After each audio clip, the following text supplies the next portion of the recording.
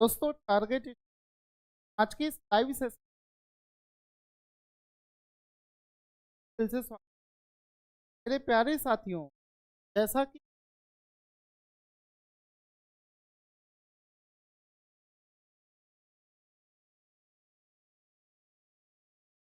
एक बार सभी करके बता, वॉइस आ रही है? एक बार सभी लोग कमेंट, बाद में हम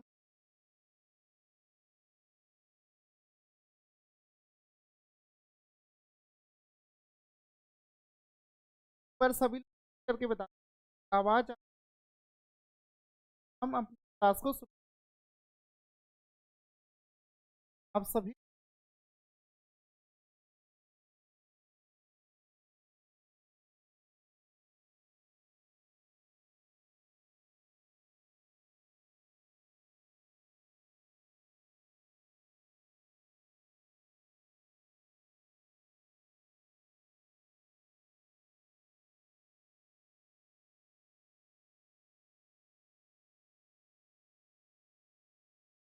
बाद में हम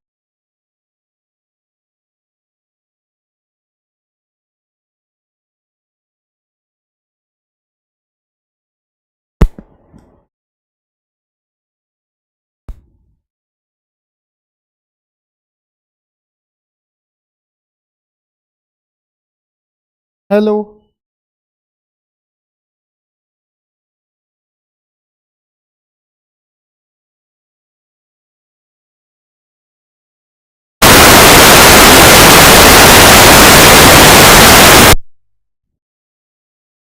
तो एक बार सभी लोग बताना अगर आवाज सही से आ जाए, मैं क्योंकि इसको टेस्ट कर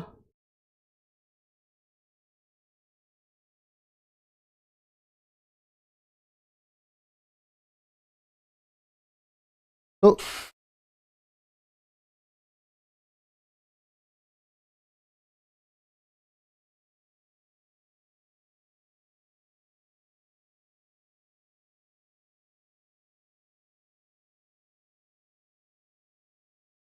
सभी लोग हाँ। अब अब बताना दोबारा से, अब मैं बोलकर देखता हूं, अगर आवाज में अभी भी प्रॉब्लम हो तो मुझे कमेंट बॉक्स में लिखकर बता देना, उसके बाद में हम इस लाइव सेशन को शुरू करेंगे। तो मेरे प्यारे साथियों, एक चीज आपको ध्यान देनी होगी।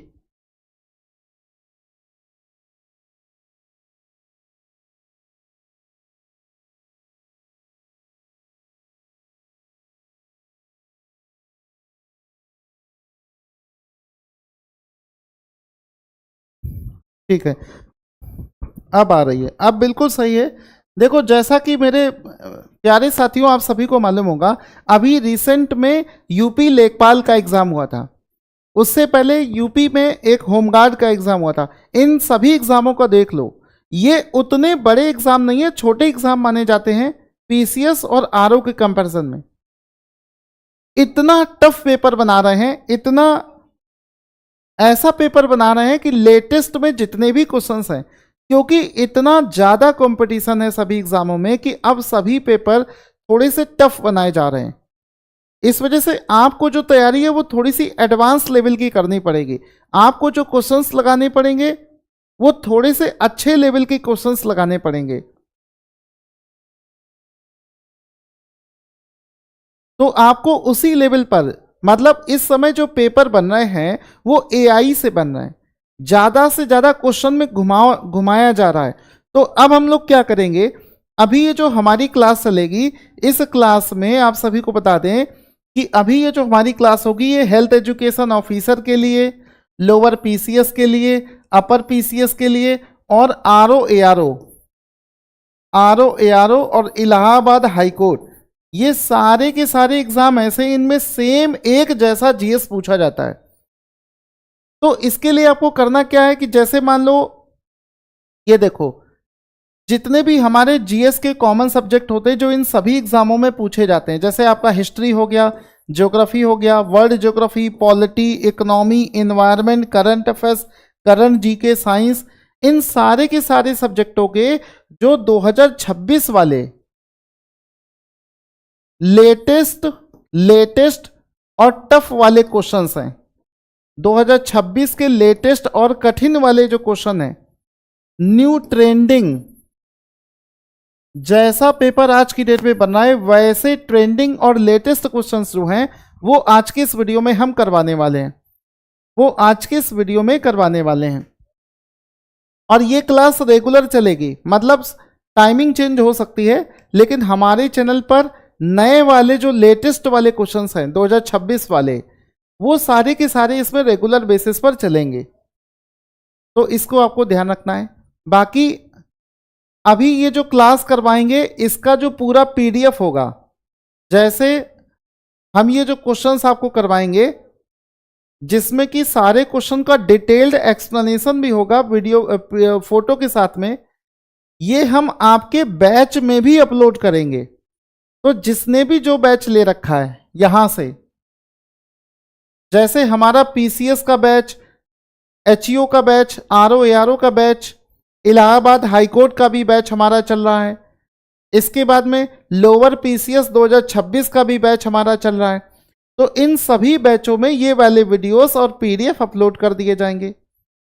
अगर आपको हमारा बैच लेना है तो 40% का डिस्काउंट, 40% का डिस्काउंट चल रहा है, 40% का डिस्काउंट चल रहा है, तो वहां से 40% के डिस्काउंट को लिमिटेड समय के लिए वहां से आप हमारा बैच ले सकते हैं, वहां से आप हमारा बैच जो है वो ले सकते हैं। 40% के डिस्काउंट के साथ में आपको बैच मिल जाएगा।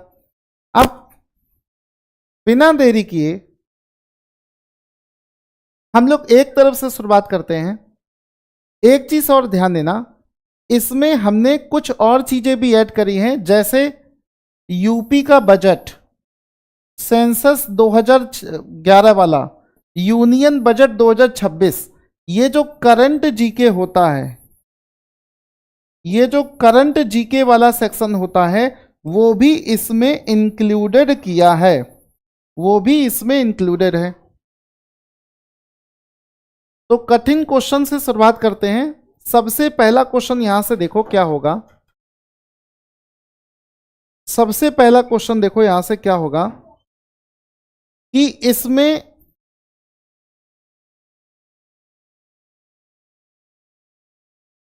अब इसमें देखो क्या कह रहा है, एक तरफ से आपको ध्यान से समझना है। इसमें कह रहा है कि आपको पुराने समय, प्राचीन समय के कुछ प्लेसेस दे रखे हैं।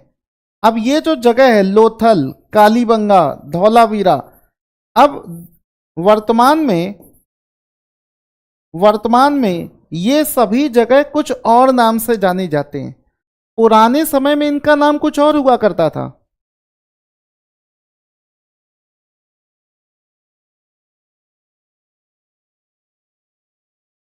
पुराने समय में क्या होता था कि पुराने समय में ये जगह कुछ और नाम से जाने जाते थे, अभी इसका नाम चेंज हो गया है। तो वही चीज कह रहा है कि पुराने समय में ये जो फेमस प्लेसेस थे, लोथल, आपका कालीबंगा, धौलावीरा, बनवाली, इस जगह से जब खुदाई करी गई और खुदाई के समय पर पुराने अवशेष हमें प्राप्त हुए, तो वही कह रहा है कि इन अवशेषों में हमें कहां से क्या प्राप्त हुआ है, उन अवशेषों में हमें कहां से क्या प्राप्त हुआ है। ज्यादा से ज्यादा प्रैक्टिस करने का हमारा रहेगा, हम ज्यादा से ज्यादा प्रैक्टिस करेंगे, ज्यादा से ज्यादा, जितनी प्रैक्टिस अच्छे से कर लोगे चीजें आपको याद हो जाएंगी। प्रैक्टिस, ज्यादा से ज्यादा प्रैक्टिस हमें करनी है, सो दैट सब कुछ हमें अच्छे से तैयार हो जाए। तो इसमें आपको बताना है, इसको आपको मैच कराना है। अब ये सिंपल क्वेश्चन नहीं है, ये टफ क्वेश्चंस में आते हैं, और ऐसे ही क्वेश्चन आज के समय में आपको प्रैक्टिस करने पड़ेंगे, ऐसे ही क्वेश्चन आपको प्रैक्टिस करने पड़ेंगे। तो यहां पर ध्यान से देखोगे तो मैं अगर इसको मैच कराऊं तो लोथल नहीं, कालीबंगा, जैसे कालीबंगा के बारे में हमें कंफर्म पता है कि कालीबंगा से हमें क्या मिला था, जुता हुआ खेत और कांच की चूड़ियां। क्योंकि कांच की चूड़ियों के बारे में डिस्कस किया नहीं गया है, यहां पर कालीबंगा से हमें मिला था जुता हुआ खेत, तो बी का हो जाएगा 1। तो यहां से हम चेक करेंगे बी, यानी कि सेकंड नंबर, ये ऑप्शन कट हो गया, ये ऑप्शन कट हो गया। इस टाइप के क्वेश्चन को ये मत सोचा करो कि चारों ऑप्शन आपको आते हो। पहली कोशिश होनी चाहिए कि जो चीज आती है कंफर्म उसको देखो, और जो बचे हुए गलत ऑप्शन है उसको हटा दो।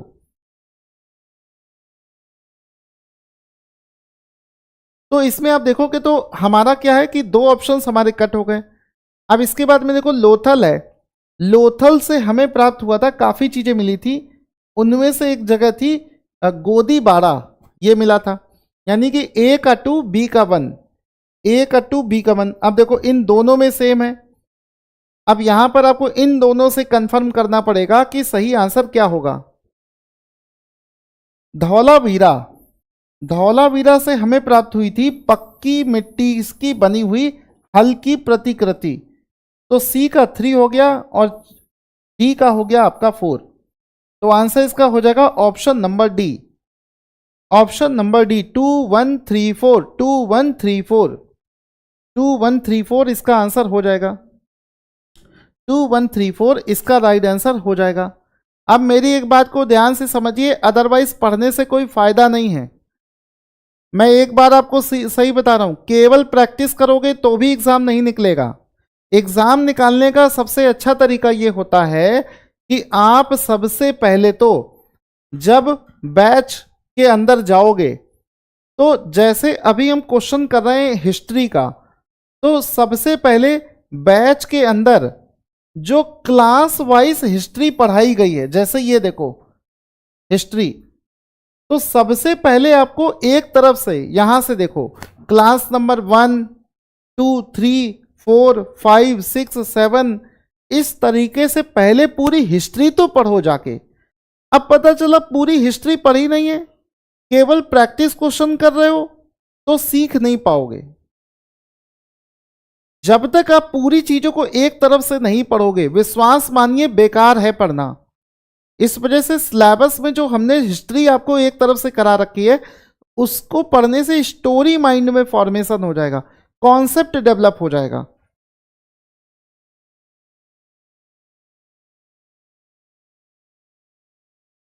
तो यहां से आप इसको देख सकते हैं। अब इसमें देखो क्या है, अब इसमें क्या है कि जब इसका पीडीएफ मैं आपको दे दूंगा, तो उस पीडीएफ में आपको क्या मिलेगा कि इसी क्वेश्चन का एक्सप्लेनेशन भी देख लेना। जैसे हो सकता है एग्जाम में कुछ नया क्वेश्चन बनाकर भेज दे, और जरूर भेजेगा।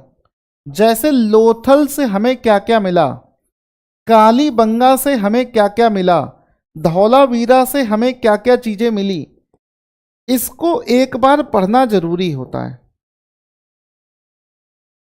तो लोथल से हमें ईंट से बना गोदीबाड़ा, अग्नि वेदिकाएं, ईशान को खाड़ी क्षेत्र की मोहर, हाथी दांत का स्केल, ये हमें सब कुछ मिला है लोथल से।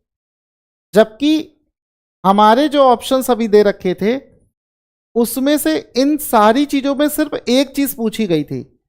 यहां से देखो, लोथल से हमें गोदीबाड़ा, लोथल से मिला था गोदीबाड़ा, ये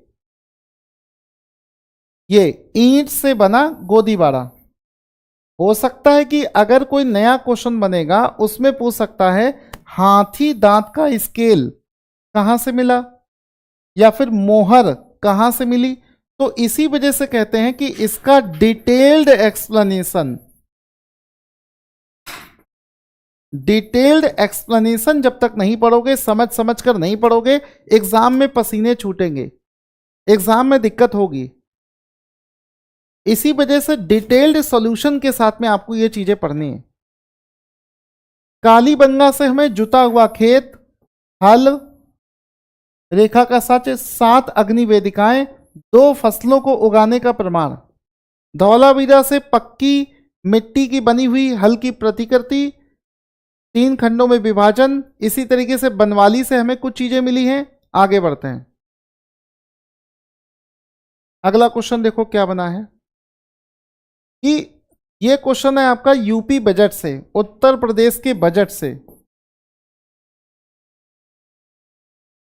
उत्तर प्रदेश के बजट, यूपी बजट से देखो क्या क्वेश्चन बनेगा, यहां पर ध्यान से देखें।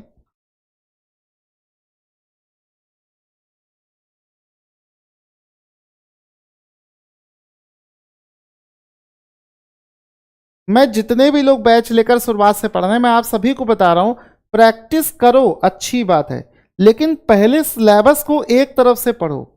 अगर आप पहली बार पढ़ रहे हो तो मेरे हिसाब से पहले आपको सिलेबस एक तरफ से पढ़ना पड़ेगा, तब जाकर आप प्रैक्टिस करोगे, ठीक है। कॉन्सेप्ट भी तो बनना चाहिए। अब इसमें कह रहे कि उत्तर प्रदेश सरकार ने वर्ष 2026 और 27 के लिए कितना बजट पेश किया है। यूपी गवर्नमेंट ने वर्ष 2026 और 27 के लिए कितना बजट पेश किया है।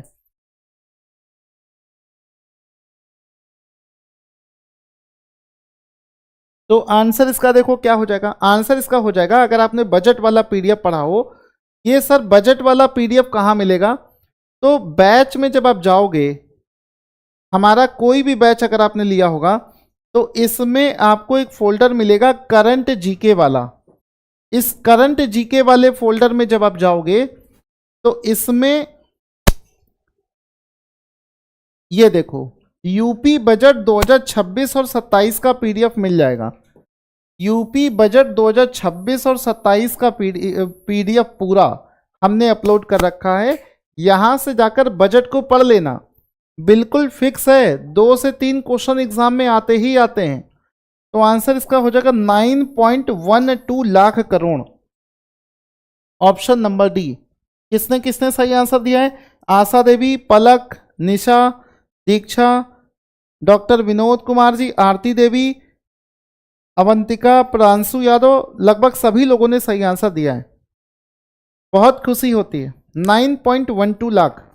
आगे बढ़ते हैं, यहां पर इमेज के माध्यम से भी चीजों को देख लो।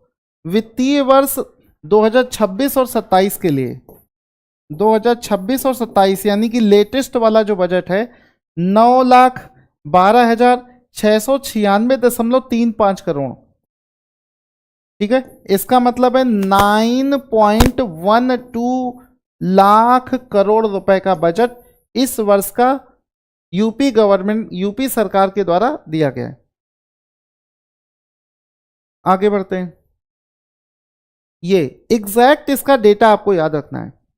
कभी कभी एग्जाम में यह भी पूछा जाता है कि पिछले साल की तुलना में, पिछले वर्ष की तुलना में इस बार का बजट कितने % ज्यादा है। तो आंसर कर देना कि सर इस बार का बजट जो है ये पिछली बार से 12.9% ज्यादा है, 12.9% ज्यादा है। 12.9% इस बार का बजट जो है वो पिछले साल की कंपैरिजन में ज्यादा है। और पिछले साल का भी डेटा आपको याद होना चाहिए, पिछले साल जब बजट आया था तब ये 8,08,736 करोड़ रुपए का बजट था। साथ ही साथ में एक एडिशनल इंफॉर्मेशन भी एग्जाम में पूछी जा सकती है कि उत्तर प्रदेश में पहली बार ऐसा हुआ, फर्स्ट टाइम, और कोई चीज पहली बार होती है तो सीधी सी बात एग्जाम में पूछा जाता है कि किसी मुख्यमंत्री को 10वां बजट प्रस्तुत करने का अवसर प्राप्त हुआ, 10वें नंबर का, 10th नंबर का, ये पहली बार ऐसा हुआ है। अब क्यों हो गया भाई, सीधी सी बात है, गवर्नमेंट बार बार आ रही है बीजेपी की, तो सीधी सी बात है मौका उन्हीं को मिलेगा जिसकी गवर्नमेंट बनेगी। और इस बार का जो बजट था इसका थीम था नवनिर्माण के 9 वर्ष, नवनिर्माण के 9 वर्ष, ये इसकी थीम थी। आगे बढ़ते हैं, चलिए। सिंधु घाटी सभ्यता में कालीबंगा निम्नलिखित में से किसके लिए फेमस है, किसके लिए फेमस है। कालीबंगा किस लिए फेमस है, अभी थोड़ी देर पहले मैंने आपको ये सारी चीजें समझाई थी।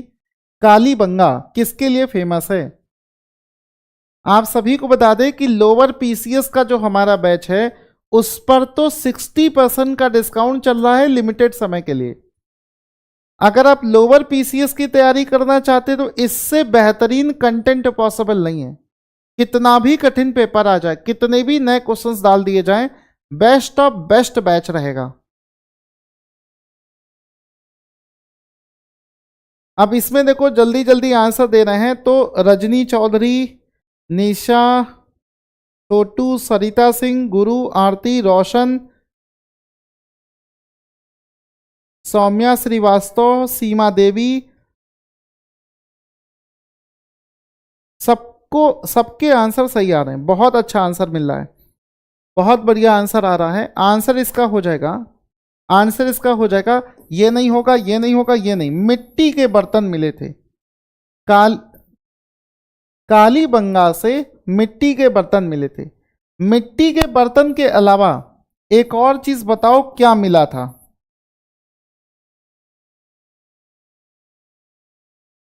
इसके अलावा ये बताओ और क्या मिला था।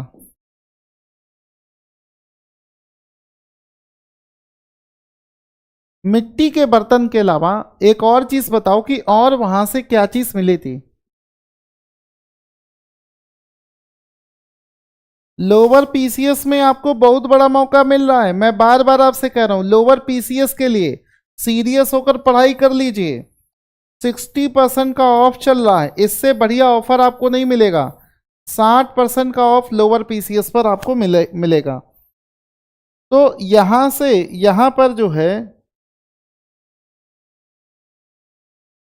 इसमें और क्या मिला था, यहां पर मिला था काली चूड़ियां। क्या मिला था यहां पर?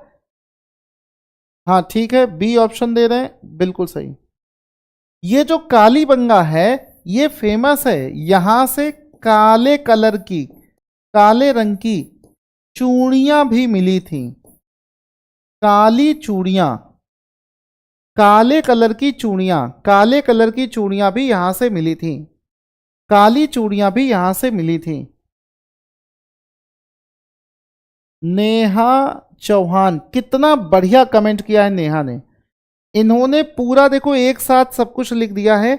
और अगर एक चीज ध्यान देना, अगर आपको ये टॉपिक के क्वेश्चन नहीं बन रहे तो इसको नोट कर लो कि मुझे हड़प्पा सभ्यता एंशिएंट हिस्ट्री में जाकर पूरा चैप्टर रिवीजन करना पड़ेगा। क्योंकि अगर आपके क्वेश्चंस नहीं बन रहे यानी कि पूरा चैप्टर रिवीजन करो। ये सही तरीका होता है पढ़ने का, पढ़ने का सही तरीका होता है। तो जल्दी से यहां पर देख लो कि जो कालीबंगा है ये कहां पर है। ये सबसे पहले जानो कि ये राजस्थान में है। कभी कभी सिर्फ ये प्लेस पूछ देगा कि बताओ राजस्थान में है कि उत्तर प्रदेश में है कि मध्य प्रदेश में है कि पंजाब में है। तो ये राजस्थान में है। डिटेल में पढ़ने से फायदा ये है कि आपको क्वेश्चन गलत नहीं होगा और रटने से काम चलेगा नहीं। ठीक है, तो राजस्थान के हनुमानगढ़ जिले में सूरतगढ़ और हनुमानगढ़ के बीच में स्थित है। ठीक है, और इसमें क्या है, कालीबंगा का नाम क्या होता है? कालीबंगा शब्द सर ये क्या है? कालीबंगा का नाम होता है काले रंग की चूड़ियां, ये इसका मतलब होता है। क्योंकि कई बार हम इसको पढ़ते हमें समझ में नहीं आता है कि सर कालीबंगा से मतलब क्या होता है। कालीबंगा का मतलब होता है काले रंग की चूड़ियां। ठीक है, और ये जो जगह थी खास करके मिट्टी के बर्तन और काले रंग की चूड़ियों, इन दो चीजों के लिए सबसे ज्यादा फेमस था। कितना भी एग्जाम में आपको घुमा ले, मान लो डबल स्टेटमेंट वाला क्वेश्चन पूछ दे या मान लो लिस्ट बना दे, लिस्ट में मैच कराने वाला क्वेश्चन हो, तो इतना तो कम से कम याद रखो कि सर कालीबंगा जो है ये काले रंग की चूड़ियां और मिट्टी के बर्तन, ये दो चीज सबसे ज्यादा पूछी जाती है। काले रंग की चूड़ियां और मिट्टी के बर्तन इसके लिए फेमस है। बाकी और तो कई सारी चीजें हैं, जैसे देखो कालीबंगा से हाथी के पैर की हड्डियां भी मिली थी, वहां से ये सब भी मिले थे और ये सब भी मिले। तो ये पूरा डिटेल में इसको पढ़ लेना, आपको इसका पीडीएफ दे देंगे। चलो एक और शानदार क्वेश्चन है। ये सब वर्ष 2026 का कोई भी एग्जाम दे लो, आरओ एआरओ का एग्जाम हो गया, लोअर पीसीएस का एग्जाम होगा, यूपी पीसीएस का एग्जाम हो गया, हेल्थ एजुकेशन ऑफिसर का एग्जाम हो गया, इसी लेवल के ही क्वेश्चंस आएंगे और इससे बाहर भी नहीं पूछा जाएगा। जितना हम करा रहे हैं अगर इसको पूरा पढ़ लोगे इससे बाहर क्वेश्चन नहीं जाएगा।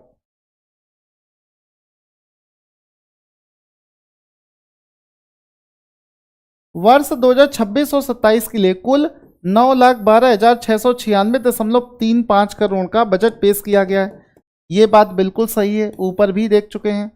फिर कह रहा है कि यह बजट पिछले वर्ष की तुलना में 12.9% कम है। ये स्टेटमेंट गलत है, यानी कि इसमें केवल पहला सही है, ऑप्शन नंबर ए सही होगा। किसने किसने सही बताया है?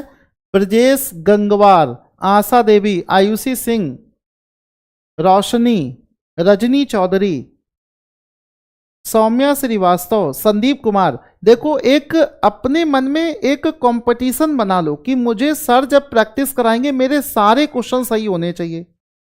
अब जिस टॉपिक का क्वेश्चन गलत हो रहा है जाकर वही वाला चैप्टर पढ़ लिया करो।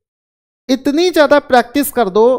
बैच में हमने हिस्ट्री, ज्योग्राफी, पॉलिटी, साइंस सारी चीजें तो दे रखी हैं। एक तरफ से सारी चीजों को पढ़ो, बार बार उसका रिवीजन करा दो, और हम यहां पर जो प्रैक्टिस करा रहे हैं सुबह से वहां से प्रैक्टिस कर लो। पहली बार में ही आपका एग्जाम क्रैक हो जाएगा, कोई सोचने वाली बात ही नहीं है, पहली बार में ही एग्जाम क्रैक हो जाएगा।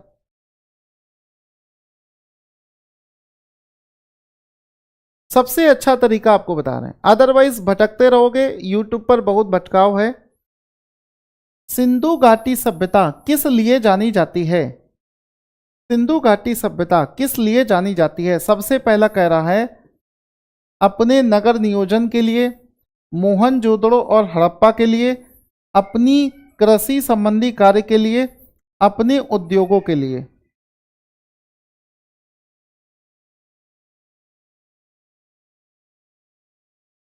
तो सिंधु घाटी सभ्यता बहुत अच्छे से हमने आपको पढ़ा रखा है, एक तरफ से सारी चीजें बता रखी हैं। तो बताओ ये किस लिए फेमस होता है सिंधु घाटी सभ्यता?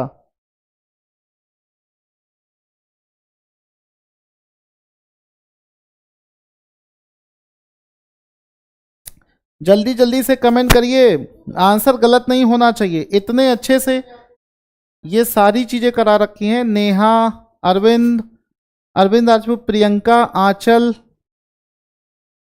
आशा देवी, प्रांशु यादव, आयुषी, विपिन यादव, अरविंद, पूजा शुक्ला, सभी के कमेंट्स आ रहे हैं। तो देखो इसमें क्या होता है कि सिंधु घाटी सभ्यता के बारे में जब आप डिटेल में पढ़ोगे तो ये सारी चीजें सही हैं, ये सारी चीजें सही हैं। बहुत डेवलप्ड सभ्यता थी सिंधु घाटी सभ्यता, बड़ी ही डेवलप्ड सभ्यताओं में से आती है। आगे बढ़ने से पहले आप सभी को एक बार बता देना चाहता हूं कि अभी हमारे सभी बैचेस पर 40% का डिस्काउंट चल रहा है, सभी बैचेस पर। लेकिन लोअर पीसीएस के बैच पर 40 नहीं 60% का डिस्काउंट चल रहा है। लोअर पीसीएस के बैच पर 60% का डिस्काउंट चल रहा है। बाकी सारे बैचेस पर 40% का डिस्काउंट चल रहा है। चलो अब इस वाले क्वेश्चन को ध्यान से सभी लोग पढ़ो और करो। इसमें क्या कह रहा है कि मोहनजोदड़ो, हड़प्पा, रोपड़, कालीबंगा सिंधु घाटी सभ्यता के प्रमुख स्थान हैं। दूसरा कह रहा है कि हड़प्पा के लोगों ने सड़कों तथा नालियों के जाल के साथ नियोजित शहरों का विकास किया, नियोजित शहरों का विकास किया।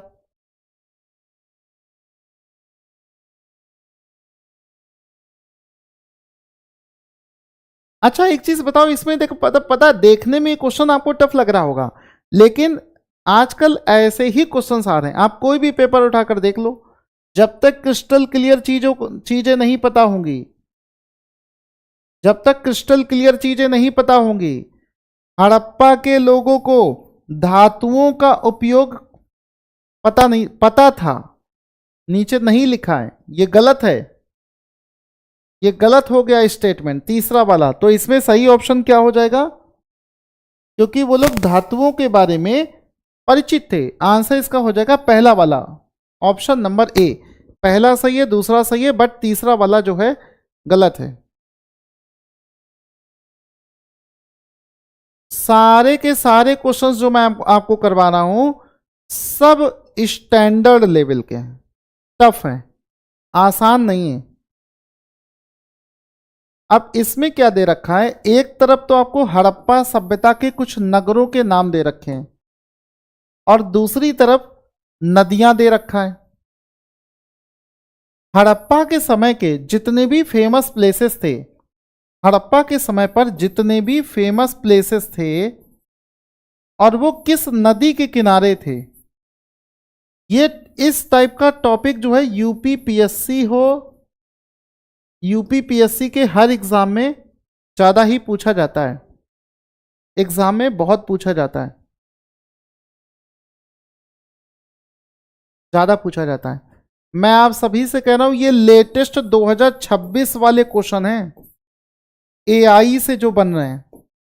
इसकी प्रैक्टिस अगर आपकी हो गई तो 2026 का कोई भी एग्जाम आपका बचेगा नहीं। तो इसमें हमें मैच कराना है, तो आंसर इसका क्या हो जाएगा, मोहनजोदड़ो जो है ये सिंधु नदी के किनारे स्थित था, तभी इसको सिंधु घाटी सभ्यता कहा जाता था। तो ये ऑप्शन गलत हो गया, ये ऑप्शन गलत हो गया। फिर रोपड़ जो है ये सतलज नदी के किनारे स्थित था, ये हो गया। फिर कालीबंगा घग्गर नदी के किनारे स्थित था और हड़प्पा रावी नदी के किनारे स्थित था। तो सही ऑप्शन हो जाएगा ऑप्शन नंबर ए। अभी भी गलत आंसर दे रहे हैं, अभी भी बहुत सारे लोग गलत आंसर दे रहे हैं। उन सभी लोगों से कहना चाहता हूं अभी भी सुधरने का वक्त है, ये आपके पास में लास्ट कॉल है कि अभी भी सुधर जाओ। एक तरफ से जब तक नहीं पढ़ोगे, रैंडम क्वेश्चन करने से कभी नहीं सीख पाओगे। ये मैं आपको सबसे जरूरी चीज बता रहा हूं, जब तक एक तरफ से सब्जेक्ट वाइज चैप्टर वाइज नहीं पढ़ोगे, कॉन्सेप्ट डेवलप नहीं होगा, भूल जाओगे बार बार चीजों को। इस वजह से कॉन्सेप्ट डेवलप करना है तो एक तरफ से सारी चीजों को पढ़िए। तो ऑप्शन नंबर ए इसमें राइट आंसर हो जाएगा। अब इसमें देखो हम आपको पूरी सारी की सारी लिस्ट दिखा दे रहे हैं, क्योंकि एग्जाम में इन्हीं का नाम कहीं ना कहीं पूछा जाता है।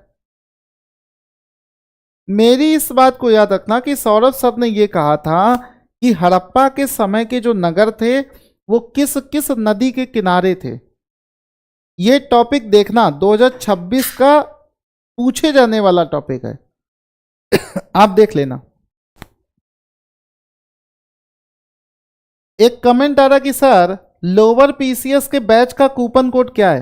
देखो लोअर पीसीएस के बैच पर 60% का डिस्काउंट है, वहां पे कूपन कोड लगेगा ऑफ 60, ये वाला कूपन कोड वहां पर लगाना ऑफ 60, तब जाकर वहां पर आपको 60% का डिस्काउंट मिल जाएगा, और वो भी लिमिटेड समय के लिए डिस्काउंट है। तो थोड़ा सा वेट करेंगे, बोर्ड को दोबारा से ओपन करना पड़ेगा क्योंकि गर्मी की वजह से थोड़ा सा फ्लक्चुएशंस बहुत ज़्यादा हो रहा है, टेक्निकल इशू चल रहा है लाइट का, तो फ्रैक्शन ऑफ सेकेंड लगेगा। इसको ऑन कर लेते हैं दोबारा से और फिर हम क्लास करेंगे। इसके अलावा बता दें कि जो लोग लोअर पीसीएस का बैच लेना है तो 60% के ऑफ के लिए ऑफ 60 ये वाला कोड यूज कर लेना,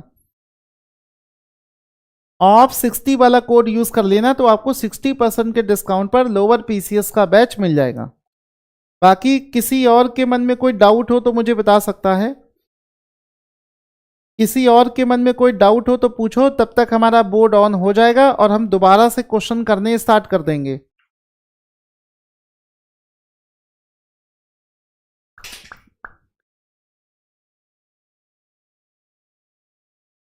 चल रहा है ना मेरा, डोंट टच। तो अब मेन चीज है कि आप जितने कठिन क्वेश्चन कर सकते हो 2026 में यही है।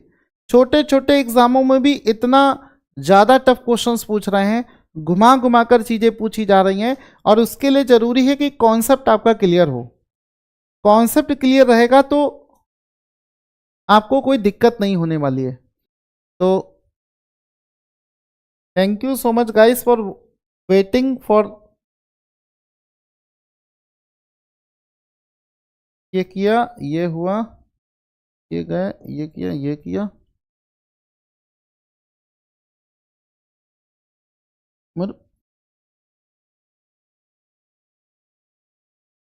तो इसमें हम लोग कहाँ पर पढ़ रहे थे? हमने ये पढ़ा था कि ये जो सिंधु सभ्यता के नगर और उसके किनारे नदियां, तो इसको अगर ध्यान से देखोगे तो हड़प्पा रावी नदी के किनारे, मोहनजोदड़ो सिंधु नदी के किनारे, तभी तो इसको हम लोग कहते हैं सिंधु घाटी सभ्यता, क्योंकि ये सिंधु नदी के किनारे स्थित था। चनहुदड़ो सिंधु नदी के किनारे, रंगपुर मादर नदी, रोपड़ सतलज नदी, कालीबंगन घग्गर नदी, लोथल भोगवा नदी, सुत कागेंडोर दशक नदी, और बाकी ये नीचे दे रखा है। इस लिस्ट से 100% श्योर हूं कि क्वेश्चन पूछा ही जाएगा। इस लिस्ट से एग्जाम में क्वेश्चन पूछा ही जाएगा। 2026 के लिए इंपॉर्टेंट है, 2026 के लिए इंपॉर्टेंट है। अब अगला देखो क्या है, सेम क्वेश्चन है, थोड़ा सा चेंज है इसमें।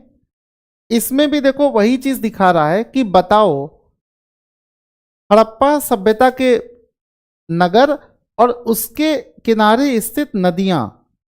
तो इसमें आपने देखा था कि अगर अब इसको करना चाहोगे तो सीधी सी बात है, मोहनजोदड़ो स्थित था सिंधु नदी के किनारे, लेकिन हड़प्पा हमारा कहां पर स्थित था? रावी नदी।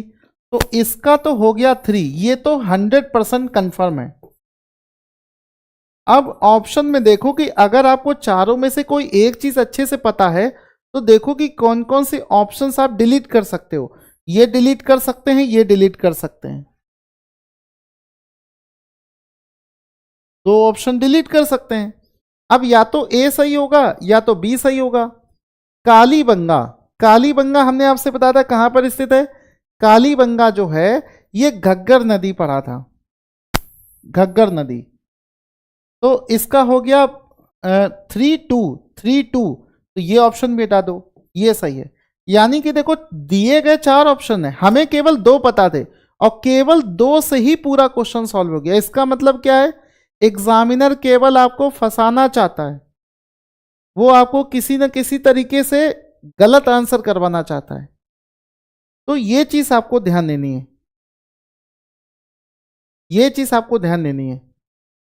लोथल किस में हो जाएगा? लोथल हो जाएगा भोगवा नदी और रोपड़ हो जाएगा आपका सतलज नदी। तो इस क्वेश्चन को करने का सबसे बढ़िया तरीका क्या है कि ये लिस्ट याद कर लो। ये अगर आपको ये लिस्ट अच्छे से याद है, अगर आपको ये लिस्ट अच्छे से याद है तो कोई चांसेस ही नहीं कि गलत हो जाए, कोई चांस नहीं कि आपका क्वेश्चन गलत हो। अगर ये लिस्ट अच्छे से मालूम है तो फिर आंसर आपका गलत नहीं होगा, आंसर आपका गलत नहीं हो सकता। और यही चीज आपको प्रैक्टिस करनी है। आगे बढ़ते हैं।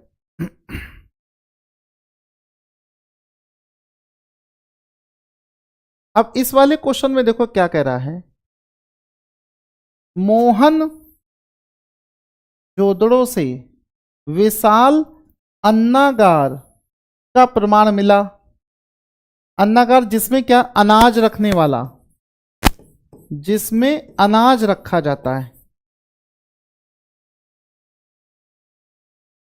मतलब सीधी सी बात है, जैसे आज के समय में हम लोग वो जो गेहूं चावल दालें ये सब जगह कोल्ड स्टोरेज में या किसी जगह स्टोर करके रखते हैं, वैसे ही कह रहा है कि मोहनजोदड़ो में बड़े बड़े अन्नागार मिले। अब दूसरा कह रहा है यह मोहनजोदड़ो के समय की सबसे बड़ी इमारत हुआ करती थी। मतलब एक बहुत ऊंची इमारत होगी, बहुत बड़ा सा स्ट्रक्चर होगा और उसमें अन्न रखा जाता होगा। मोहनजोदड़ो सिंधु सभ्यता का सबसे बड़ा नगर है। मे बी मोहनजोदड़ो के घरों में कुएं के साक्ष्य मिलते हैं। मोहनजोदड़ो से सूती कपड़ों के उपयोग के प्रमाण मिलते हैं। अब बताओ।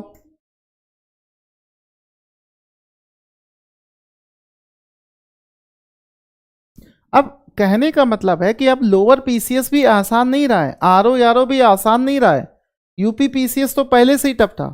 तो आपको अगर अच्छे लेवल की तैयारी करनी है 2026 वाले क्वेश्चनों की, बढ़िया वाले क्वेश्चन, तो सीधी सी बात है अच्छे लेवल का कंटेंट पढ़ना पड़ेगा। आसान कंटेंट पढ़ के अब सोचो कि लोअर पीसीएस क्रैक कर दोगे, ये आपकी बहुत बड़ी भूल है।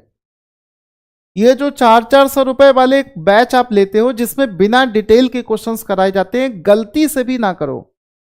कुछ नहीं होता है, केवल समय और जीवन बर्बाद करोगे। तो इसमें सारे ऑप्शन सही हैं, बिल्कुल सही हैं। इसको याद कर लो, ये जितनी भी बातें लिखी हैं इसको याद कर लो, इसको याद करिए। ये सारे के सारे पॉइंट अगर नहीं याद हैं, इसका मतलब है मोहनजोदड़ो वाले चैप्टर का रिवीजन करिए। रिवीजन मांग रहा है, बिना रिवीजन के 0 बटा सन्नाटा हो जाओगे। कोई मतलब नहीं है पढ़ाई करने का। अगर आप चीजें भूल रहे हो, रिवीजन नहीं कर पा रहे हो, तो पढ़ाई छोड़ दो। पढ़ते जा रहे हो, सिर्फ बढ़ते जा रहे हो, रिवीजन नहीं कर रहे हो, तो 0 बटा सन्नाटा, जितना पढ़ा था बिल्कुल खा गए। इस वजह से अगर कोई क्वेश्चन नहीं बन रहा है, इसको कॉपी में नोट करो कि मुझसे मोहनजोदड़ो वाले क्वेश्चंस नहीं हो पा रहे हैं। एंशिएंट हिस्ट्री उठाओ, वहां पर देखो कि कहां पर ये चैप्टर पढ़ा था, जाकर उसका पूरा रिवीजन करो। ये सबसे सही तरीका होता है, ये सबसे सही तरीका होता है। अब यहां से देख लो, ये है वो, ये है मोहनजोदड़ो के समय का विशाल अन्नागार। बहुत ऊंची एक बिल्डिंग होती थी जिसमें आप देख सकते हो बैलगाड़ी से ये लोग राशन लेकर आते थे। ये कटा हुआ गेहूं है, चावल है, और देखो यहां पर first floor, second floor, third floor, बहुत ऊंचा, बहुत ऊंची बिल्डिंग हुआ करती थी अन्नागार, और उस समय की सबसे बड़ी बिल्डिंग थी। अब इसमें देखो ये अनाज को यहां से ले जा रहे हैं और यहां पर रख रहे हैं। और पुराने समय का ये फोटो देख सकते हो, रस्सी से पकड़कर बोरियों को ऊपर चढ़ाया जा रहा है और फिर एक बंदा यहां बैठा है जो कि इसमें रख रहा है। ठीक है, तो वही चीज हमने यहां पर पढ़ी थी कि सर ये मोहनजोदड़ो से विशाल अन्नागार मिले थे जो कि उस समय की सबसे बड़ी इमारत थी। फिर कह रहे कि मोहनजोदड़ो में घरों में कुएं के साक्ष्य मिले, ये भी सही था। जब उस समय की चीजों को खोदा गया तो यहां से देखो, ये देखो घरों से कुएं के साक्ष्य मिले थे। ये क्या है? घरों से कुएं के साक्ष्य मिले थे। कहां पर? मोहनजोदड़ो में घरों से कुएं के साक्ष्य मिले थे। तो जब जब बैच आप लोगे तो बैच के अंदर चैप्टर वाइज ये चीजें बहुत बढ़िया से पढ़ाई गई। वहां से भी ना सीख पाए तो फिर नहीं कभी सीख पाओगे। इमेज के साथ पढ़ाइए, एक एक चीज का इमेज दिखा दिखा कर पढ़ाएं। ऐसा हो ही नहीं सकता कि आप उसको ना सीख पाए। सिंधु घाटी सभ्यता का पत्तन नगर, पोर्ट सिटी किसे कहा गया है? सिंधु घाटी सभ्यता का पोर्ट सिटी किसे कहा गया है? सिंधु घाटी सभ्यता का पोर्ट सिटी किसे कहा गया है?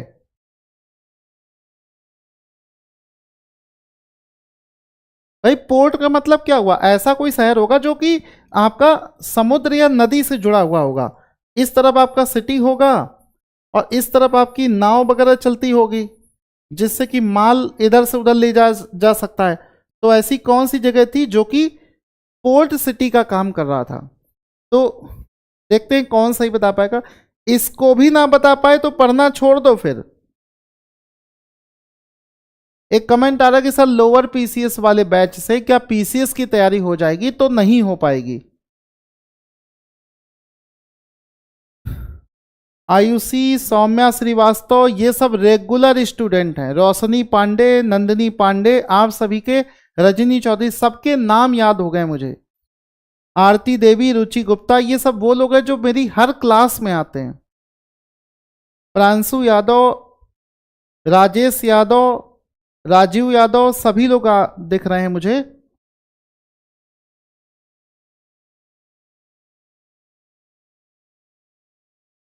तो इसका देखो आंसर क्या हो जाएगा, इसका सही आंसर हो जाएगा आपका पोर्ट सिटी किसको लोथल को कहा गया था। क्यों?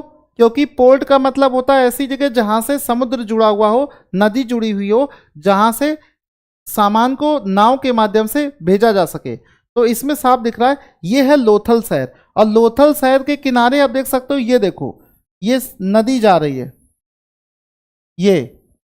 ये जा रही है। तो लोथल शहर क्या पोर्ट सिटी था, यहां से आप देख सकते हो ये नाव है, इसी नाव में सामान लादकर या लोगों को लेकर ये पानी के रास्ते से जहां चाहे वहां जा सकते थे। और ये शहर कौन सा है, ये शहर है Lothal. Lothal. Practice makes a man perfect. Practice करिए, बहुत ज्यादा से ज्यादा अच्छे से अच्छे प्रैक्टिस करिए, बिना प्रैक्टिस के एग्जाम नहीं निकलेगा। बार बार रिवीजन करिए। ये देखो ये क्वेश्चन हम ऊपर इसी के बारे में डिस्कस कर चुके हैं। हाथी दांत का पैमाना, हाथी दांत का पैमाना हड़प्पीय संदर्भ में कहां पर मिला है? हाथी के दांत का पैमाना मतलब कुछ इस तरीके से हाथी का दांत होता है, ये तो इसमें क्या आता है, हाथी के दांत का पैमाना, पैमाने का मतलब होता है किसी चीज को नापने वाला, किसी चीज को नापने वाला।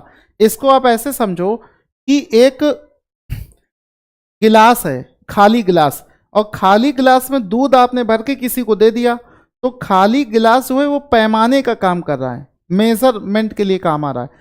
तो हाथी का जो दांत था, इसको ये लोग अंदर से काट के, खोखला होता ही है, उसको अंदर से काट के बिल्कुल ऐसा बना देते थे कि वो किसी चीज को नापने के काम में आ जाए।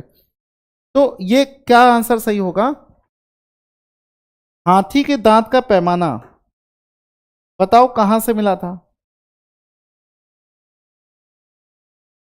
तो हाथी दांत का पैमाना वहीं से मिला था।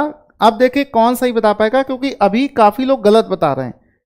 हाथी दांत का पैमाना वहीं से मिला था जहां, जो एक पोर्ट सिटी है, पोर्ट सिटी से मिला था, पोर्ट सिटी। अब बताओ क्या आंसर होगा, अब बताओ क्या आंसर सही होगा?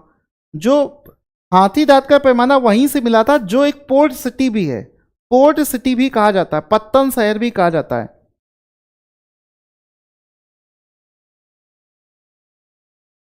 अब जल्दी से जल्दी बताओ, अब देखिए कौन सही बता पाएगा। इतना बताने के बाद में भी गलत कर रहे हो तो सोचो कि पढ़ाई छोड़ दो। भाई सीधी सी बात है, अगर मेहनत नहीं कर सकते हो, लगातार चीजों का रिवीजन नहीं कर सकते हो, नहीं बन रहा है, तो क्यों टाइम वेस्ट करना है? मेहनत करो तो ऐसी करो कि एक ही बार में सिलेक्शन हो जाए, नहीं तो छोड़ दो, नहीं तो छोड़ दो।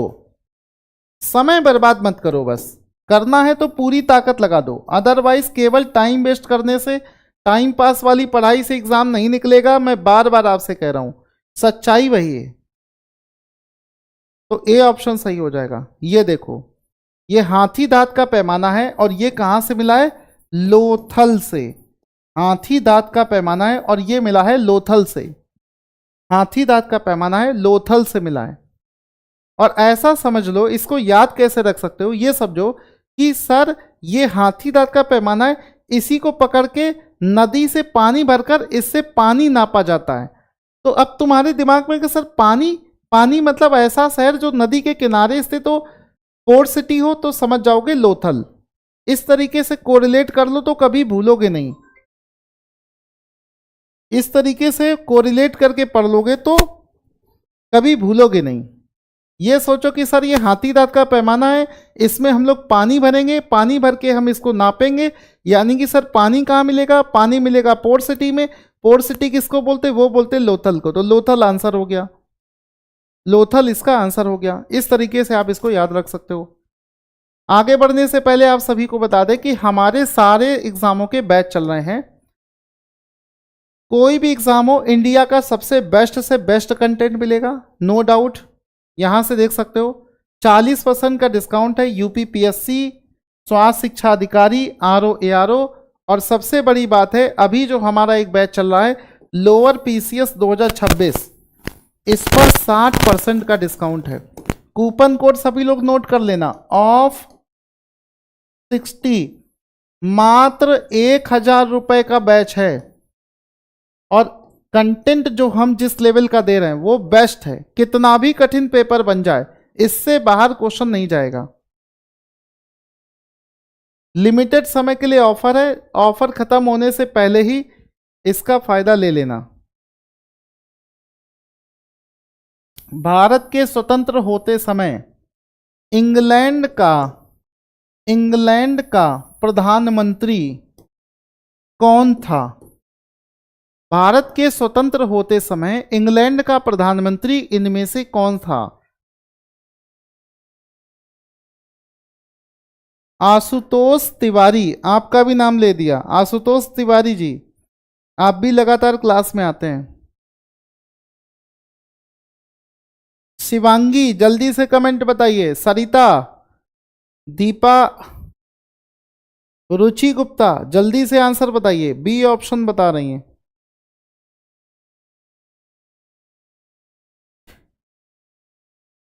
रिवीजन और प्रैक्टिस के बगैर एग्जाम नहीं निकलेगा, मैं बार बार आपसे कह रहा हूं। रिवीजन और प्रैक्टिस के बगैर एग्जाम नहीं निकलेगा।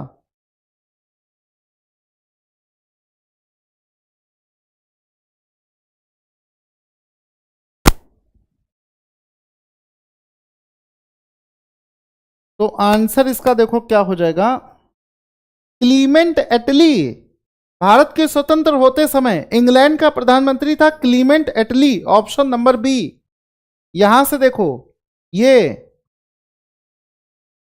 देखो 20 फरवरी 1947 को ब्रिटिश प्रियम क्लीमेंट एटली ने भारत को आजादी देने का ऐलान किया था। ठीक है, तो ये है व्यक्ति, इसी का नाम है क्लीमेंट एटली। इसने देश का भारत की आजादी के समय ये ब्रिटेन का प्रधानमंत्री था, ब्रिटिश पीएम था। स्वतंत्रता के समय भारतीय राष्ट्रीय कांग्रेस यानी कि इंडियन नेशनल कांग्रेस आईएनसी का अध्यक्ष प्रेसिडेंट कौन थे? आपको पता होगा कि एग्जाम में इतने क्वेश्चन पूछे जाते हैं।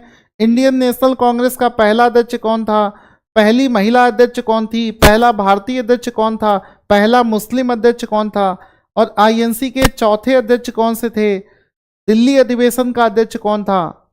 ये बार बार ये घुमा घुमा कर, कलकत्ता अधिवेशन का अध्यक्ष कौन था, इसका क्वेश्चन बार बार पूछा ही जाता है।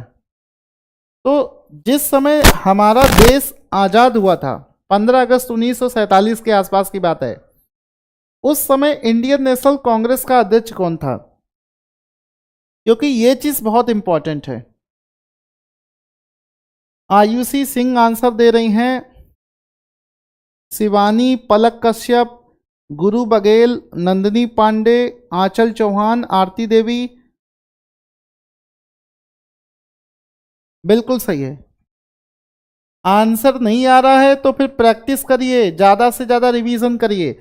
जेबी कृपलानी इसका आंसर हो जाएगा, जेबी कृपलानी इसका आंसर हो जाएगा। ठीक है, 1947 में, यहां से आप देख सकते हो ये जेबी कृपलानी। और सुनिए, इनके बारे में लोगों को ज्यादा मालूम ही नहीं है, आप शॉक्ड हो जाएंगे, शॉक्ड हो जाएंगे ये जान के। Second highest vote after Sardar Patel to become स्वतंत्र भारत का प्रधानमंत्री कौन बनेगा, स्वतंत्र भारत का प्रधानमंत्री कौन बनेगा, इसको लेकर जब वोट किया गया था तो सबसे ज्यादा वोट मिले थे सरदार पटेल को, सरदार पटेल को। लेकिन फिर भी गांधी जी ने जवाहरलाल नेहरू को देश का पीएम बना दिया था, जबकि वोट सबसे ज्यादा मिले थे किसको मिले थे? वो मिले थे सरदार पटेल को। आपको पता है ये चीज आपको कोई बताएगा नहीं और आपको याद भी नहीं रहता है। सरदार पटेल के बाद में प्रधानमंत्री पद के लिए सबसे ज्यादा वोट मिले थे जेबी कृपलानी को, सेकंड नंबर पर। और हम लोग सरदार पटेल जी को याद करते हैं कि उनको सबसे ज्यादा वोट मिले थे, फिर भी गांधी जी ने उनको पीएम नहीं बनाया, जवाहरलाल नेहरू को गद्दी थमा दी। कभी हम ये बात नहीं करते हैं कि जवाहरलाल नेहरू के बाद में ये वो व्यक्ति थे सेकंड नंबर के जिनको दूसरी सबसे ज्यादा वोट मिले। तो हो सकता है कि ये भी तो पीएम के लिए नंबर 1 पर हो सकते थे, या इनको भी तो बनाया जा सकता था। बाद में गांधी जी ने ना तो पहले नंबर वाले को पीएम बनाया, ना तो सेकंड नंबर वालों को बनाया। किसको? जवाहरलाल नेहरू को। जवाहरलाल नेहरू को। ये बहुत शानदार व्यक्ति थे, इनके बारे में लोगों को पता ही नहीं था। ये तभी यहां पर लिखा है the man who could have been PM. हो सकता है ये व्यक्ति भी अपने देश का प्रधानमंत्री बन जाता। 4 टाइम लोकसभा से इलेक्टेड रहे थे। तो ऐसे ऐसे वीर लोग हैं जिनके बारे में लोगों को पता नहीं होता है। अब देखो वही है,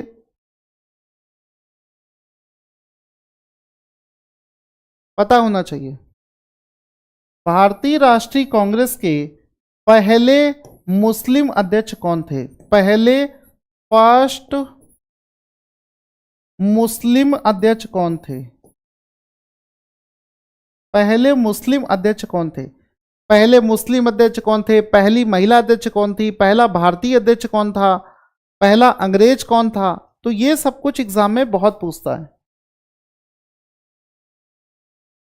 अरे शिवा कुमार कह रहे हैं कि सर आप लड़कियों का ही नाम लेते हैं, लड़कों का नाम नहीं लेते हैं लाइव क्लास में। चलो शिवा, आज के बाद से आपका नाम ज्यादा लेंगे। शिवा कुमार का भी नाम ले देते हैं, क्योंकि इनको ये शिकायत है कि मैं लड़कियों का ज्यादा नाम लेता हूं। आप इस क्लास में देखिए 99% लड़कियां ही हैं।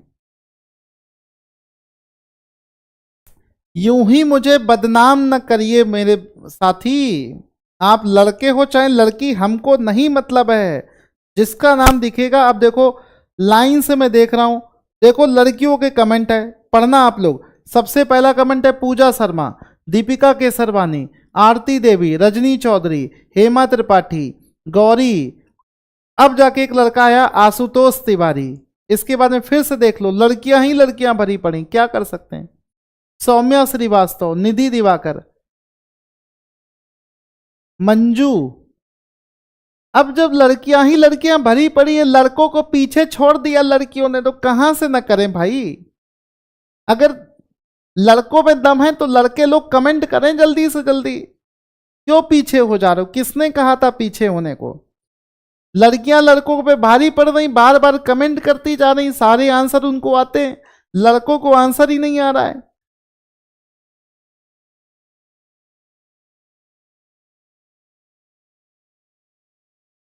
तो भैया जल्दी जल्दी कमेंट करोगे तभी ना नाम ले पाएंगे, तभी तो नाम ले पाएंगे मेरे प्यारे दोस्त। कहां चले गए तुम? लड़कियों ने बाजी मार ली, तो इसमें आंसर क्या हो जाएगा? बदरुद्दीन तैयब जी। बदरुद्दीन तैयब जी, इसका आंसर हो जाएगा Badruddin Tyab ji, option number C. Badruddin Tyab ji इसका राइट आंसर हो जाएगा। यहां से देखो, बदरुद्दीन तैयब जी अक्टूबर 10 1884 से लेकर 1906, थर्ड प्रेसिडेंट ऑफ आईएनसी, पहले मुस्लिम प्रेसिडेंट थे और ओवरऑल तीसरे थे। ओवरऑल ओवरऑल तीसरे और पहले मुस्लिम, पहले मुस्लिम और वैसे तीसरे, वैसे तीसरे। ठीक है, आगे बढ़ते हैं। यहां से देखो कुछ एडिशनल चीजें भी देख लो, एग्जाम में कुछ नया ही पूछा जाएगा। दादा भाई नौरोजी 1986 में आईएनसी के दूसरे नंबर के अध्यक्ष थे और वे कलकत्ता से सुरेंद्रनाथ बनर्जी द्वारा स्थापित इंडियन नेशनल कांग्रेस के सदस्य भी थे। इसके बाद में 1888 में जॉर्ज यूल कांग्रेस के अध्यक्ष बनने वाले पहले विदेशी थे। तो ये भी पॉइंट तो एग्जाम में पूछा जाता है कि पहला विदेशी व्यक्ति कौन था। तो जॉर्ज यूल पहले विदेशी व्यक्ति थे, जॉर्ज यूल पहले विदेशी व्यक्ति थे। ठीक है, यहां से देखो एनी बेसेंट, एनी बेसेंट ये आईएनसी की पहली महिला अध्यक्षा थी, फर्स्ट फीमेल। ये भी तो एग्जाम में पूछा जाएगा। सरोजनी नायडू आईएनसी की पहली महिला भारतीय प्रेसिडेंट थी। ये पहली महिला भारतीय, इन दोनों में बड़ा कंफ्यूजन रहता है, बड़ा कंफ्यूजन। एक तो पूछता कि पहली महिला और पहली भारतीय महिला, दोनों में अंतर है। पहली महिला पूछेगा तो आंसर हो जाएगा जॉर्ज यूल, और पहली भारतीय महिला पूछेगा तो आंसर हो जाएगा सरोजनी नायडू। इस अंतर को समझना। अगर सिर्फ पूछा जाए कि पहली महिला तो आंसर हो जाएगा इसका एनी बेसेंट, और अगर पूछे कि पहली भारतीय महिला कौन थी तो आंसर हो जाएगा सरोजनी नायडू।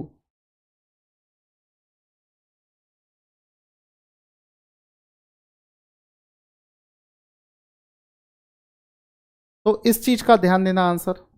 चलो अगला क्वेश्चन क्या कह रहा है कि आईएनसी का पहला अंग्रेज अध्यक्ष कौन था जिसके अध्यक्षता 1988 में इलाहाबाद अधिवेशन में हुआ था। पहला अंग्रेज अध्यक्ष कौन था?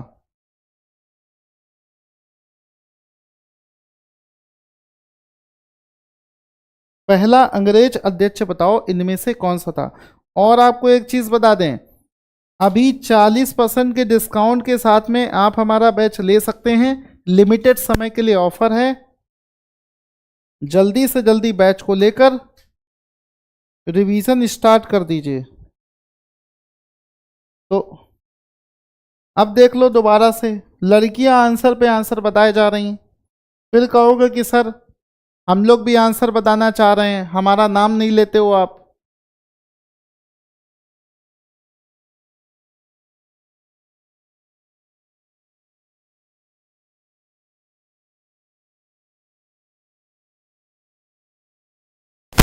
तो आंसर इसका क्या हो जाएगा? आंसर इसका हो जाएगा George Yule, option number C, George Yule. अभी जस्ट बताया तो था। ये फोटो देख लिया करो, फोटो देखने से क्या है ना कि एक अच्छी फीलिंग आती है, ऐसा लगता है कि हम सब्जेक्ट को रियलाइज कर रहे हैं, लंबे समय तक चीजों को याद रख पाते हो। पढ़ने से मतलब नहीं, पढ़ तो लाखों लोग रहे हैं, सेलेक्ट कुछ ही लोग क्यों हो पाते हैं? क्योंकि पढ़ने का तरीका बदलो। जब तक पढ़ने का तरीका नहीं बदलोगे, रटो मत किसी चीज को, समझ लो, लंबे समय तक याद रहेगा। जितना रटोगे उतनी ज्यादा मेहनत करनी पड़ेगी, उतनी ज्यादा मेहनत करनी पड़ेगी। ये है जॉर्ज यूल, ये पहले भारतीय, ये अंग्रेज थे। अब इसमें देखो एक छोटी सी लिस्ट है, ये अगर 1888 उसी के आसपास का थोड़ा सा और याद रखो, 1894 में अल्फ्रेड वेब बने थे, 1917 में एनी बेसेंट बनी थी, और 1889 में सर विलियम बने थे। ये एडिशनल इंफॉर्मेशन है। कर्क रेखा किस राज्य से होकर गुजरती है? कर्क रेखा किस राज्य से होकर गुजरती है? एक होती है मकर रेखा, एक होती है कर्क रेखा। तो कह रहा है कर्क रेखा। जो लोग पढ़ते समय बार बार चीजों को भूल जाते हैं, मैं उनसे बार बार कहना चाह रहा हूं, रटो मत। जितना ज्यादा रटोगे उतना ही आपको मेहनत ज्यादा करनी पड़ेगी और एग्जाम भी नहीं क्रैक होगा। इमेज दिखा दिखा कर जो हमने अपने बैच में चीजों को समझाया है उसको समझो, और हमेशा क्लास बाई क्लास करके पूरा सब्जेक्ट पढ़ो,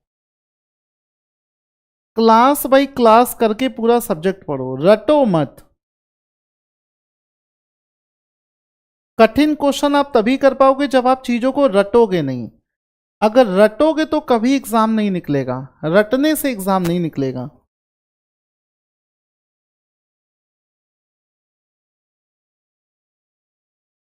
तो आंसर इसका हो जाएगा बिहार, झारखंड। झारखंड और बिहार आपस में ब्रेक हुए थे ना, तो ये है। अच्छा ये बताओ, कर्क रेखा भारत के कितने राज्यों से होकर जाती है?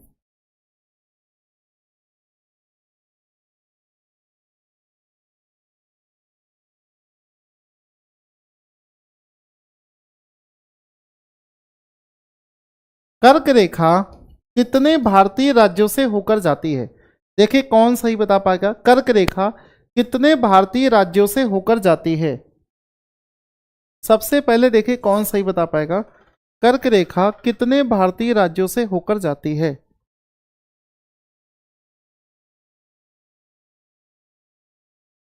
कर्क रेखा कितने भारतीय राज्यों से होकर जाती है? तो आंसर इसका क्या हो जाएगा कि सर कर्क रेखा 8 भारतीय राज्यों से होकर जाती है। कितने? 8 भारतीय राज्यों से होकर जाती है। 7 बता रहे हैं कुछ लोग, 7 9 बता रहे हैं। शर्म करो, कुछ कर्म करो। इस तरीके से रटने से एग्जाम नहीं निकलेगा। रिवीजन करिए, बिना रिवीजन के सब कुछ बेकार है। मैं बार बार आपसे कह रहा हूं, बिना रिवीजन के, बिना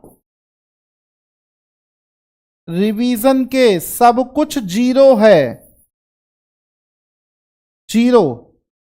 पढ़ो तो ऐसे पढ़ो कि बिल्कुल आर पार की लड़ाई होनी चाहिए।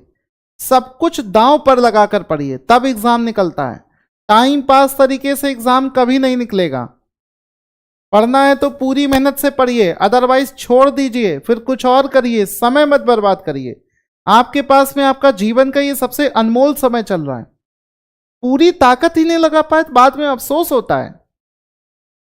या तो आपकी पर्सनालिटी ऐसी हो कि आपको इन चीजों से फर्क ही नहीं पड़ता हो। अरे पूरी अफसोस नहीं होना चाहिए कि मैं अपनी पूरी ताकत नहीं दे पाया। तो 8 राज्यों से होकर जाएगी। रिवीजन करो, यहां से देखोगे तो ये देखो इंडिया का मैप है, ये जा रही है कर्क रेखा। और ये कर्क रेखा होती क्या है, कैसे जाती है, तो ये सब हमने ज्योग्राफी में पढ़ा रखा है ना, उसको जाकर रिवाइज करिए। सबसे पहले ये कट करती है गुजरात को, फिर राजस्थान को, फिर मध्य प्रदेश को, फिर छत्तीसगढ़ को, फिर झारखंड को, फिर पश्चिम बंगाल को, त्रिपुरा को, और लास्ट में आपका मिजोरम। 8 भारतीय राज्यों को कट करती है। 8 भारतीय राज्यों को ये कट करती है। मैप दिखाकर इतने बढ़िया से समझा रखा है, फिर भी नहीं याद होता है। हाँ भैया बताइए। हाँ भैया। हाँ अभी कितने बजे तक आ जाओगे?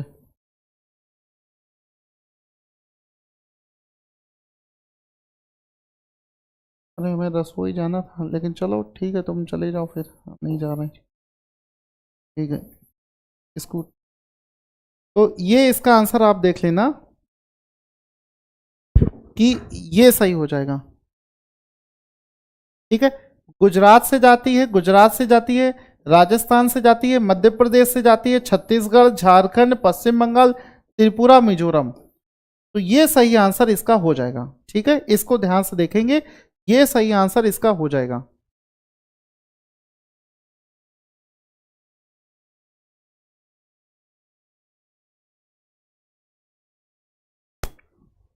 तो ये सही आंसर इसका हो जाएगा, इसमें आप लोग देख सकते हैं।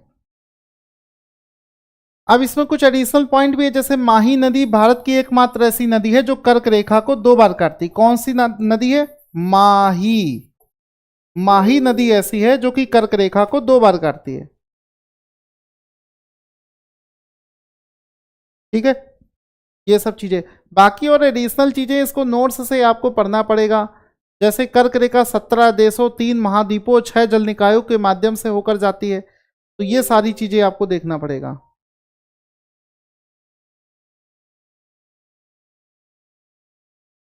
भारत का सबसे पूर्वी राज्य अरुणाचल प्रदेश और पश्चिमी राज्य गुजरात है। भारत का सबसे पूर्व, तो इसको ऐसे देखो कि जैसे पहले आप डायरेक्शन बना लो, नॉर्थ, ईस्ट, साउथ और वेस्ट। अब कह रहा कि भारत का सबसे पूर्वी, सबसे पूर्वी का मतलब है, सबसे पूर्वी का मतलब है, सबसे पूर्वी का मतलब है ये इस तरफ, ये पूर्वी इस तरफ कह रहा है अरुणाचल प्रदेश है, और सबसे पश्चिमी राज्य इस तरफ कह रहा है गुजरात है, सबसे उत्तरी राज्य ऊपर कह रहा है हिमाचल प्रदेश है, और सबसे दक्षिणी कह रहा है तमिलनाडु है। तो बताओ ये सही है या गलत है?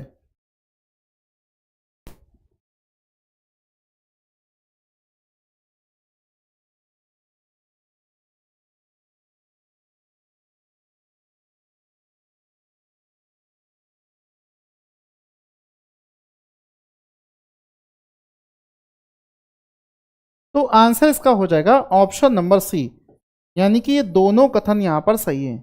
ऑप्शन नंबर सी, ये दोनों कथन यहां पर सही है।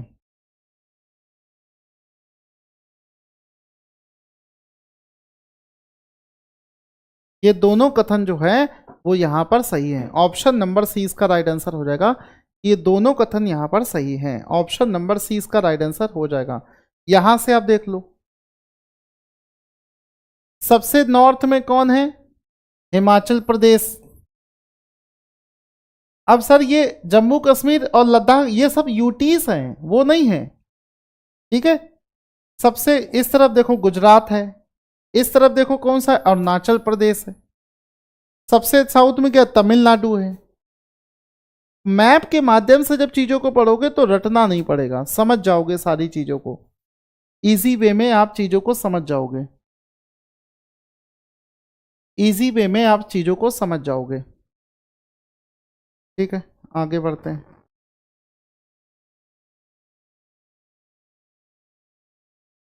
अब इसको देखो क्या है,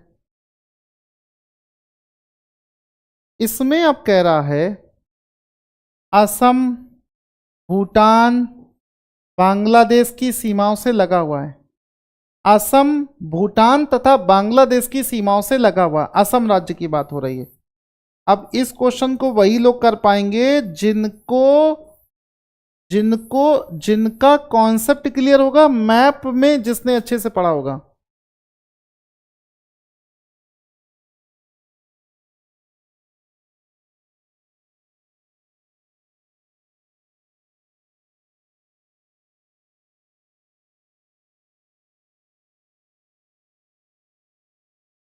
भैया कितनी देर में जाना है? अच्छा, पर्स रखा है उसमें हमारा। नहीं नहीं नहीं, रखे रहो सुरक्षित, मतलब वही पर्स और पैसे ही से पढ़। ठीक है, ठीक है।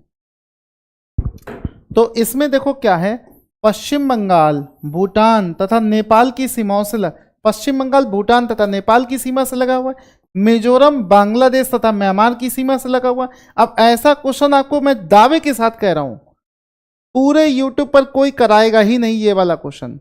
ये सब खुद के बनाए हुए क्वेश्चंस हैं हमारे, और इसी टाइप के क्वेश्चन ये मतलब बहुत टफ क्वेश्चंस में से आता है। ये रट्टाफिकेशन वाले लोग नहीं कर पाएंगे, ये कठिन क्वेश्चन है। पेपर उठा के देख लो, ये सब एआई से बने हुए लेटेस्ट क्वेश्चंस है, एआई से बने हुए हैं, कोई इसका मुकाबला नहीं कर पाएगा।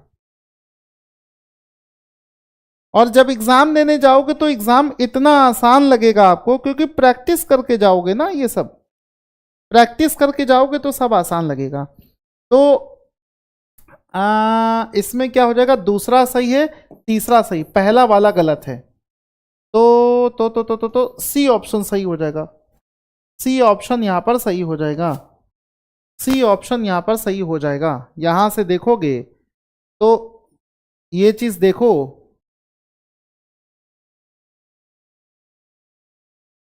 हाँ अब मैप में देखो, पहला स्टेटमेंट हमारा क्या था? सॉरी सॉरी सॉरी, एक चीज इसमें बताना चाहेंगे मैं, हाँ इसमें ए ऑप्शन सही होगा, सारी चीजें सही थी, सारे ऑप्शन सही हैं।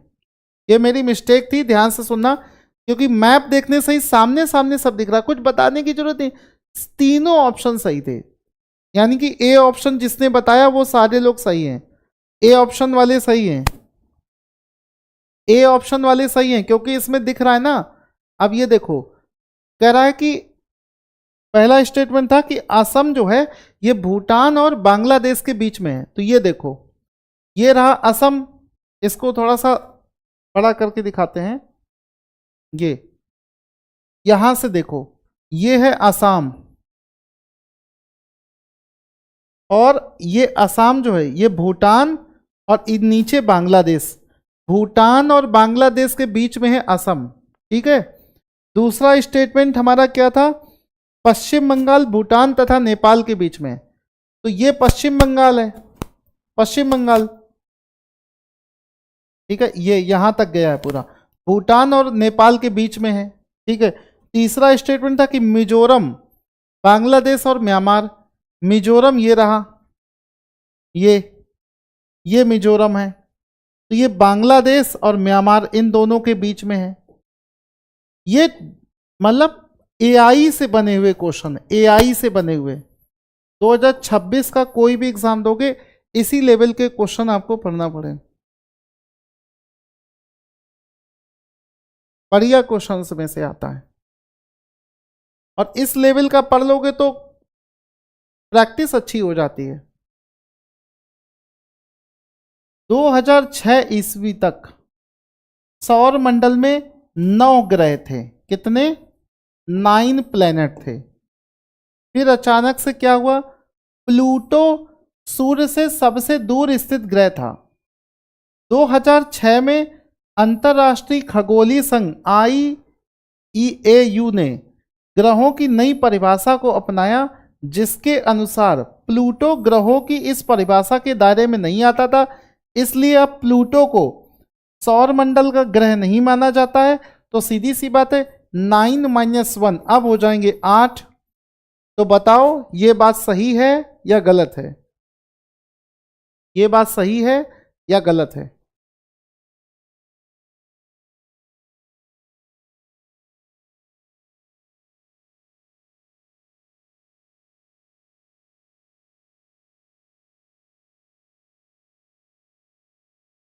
बताओ ये बात सही है या गलत है?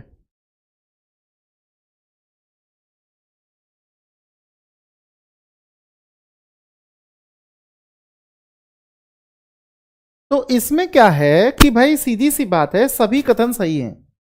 इसमें जो है सब कुछ सही है। आपको दिखाना चाहते हैं वो यहां से देखो, ये देखो, इसको ध्यान से देखोगे तो प्लूटो जो है, ये देखो पहले 1 2 3 4 5 6 7 8 और ये 9वां।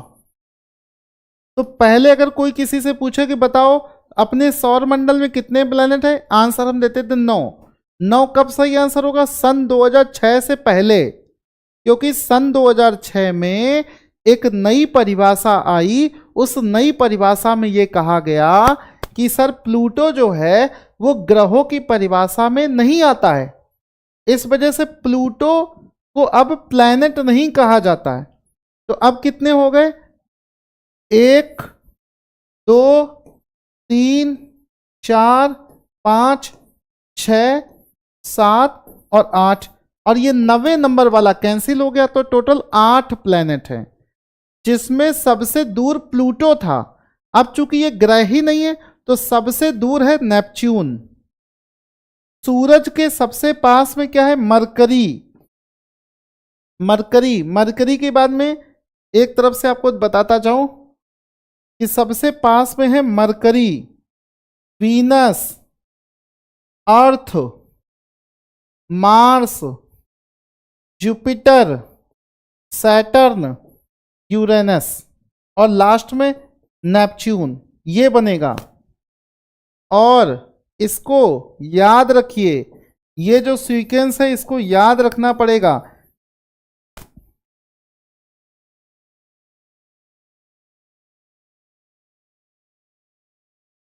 ठीक है, इसको याद रखना पड़ेगा, अदरवाइज बार बार क्वेश्चन एग्जाम में पूछा जाता है और गलत हो जाता है।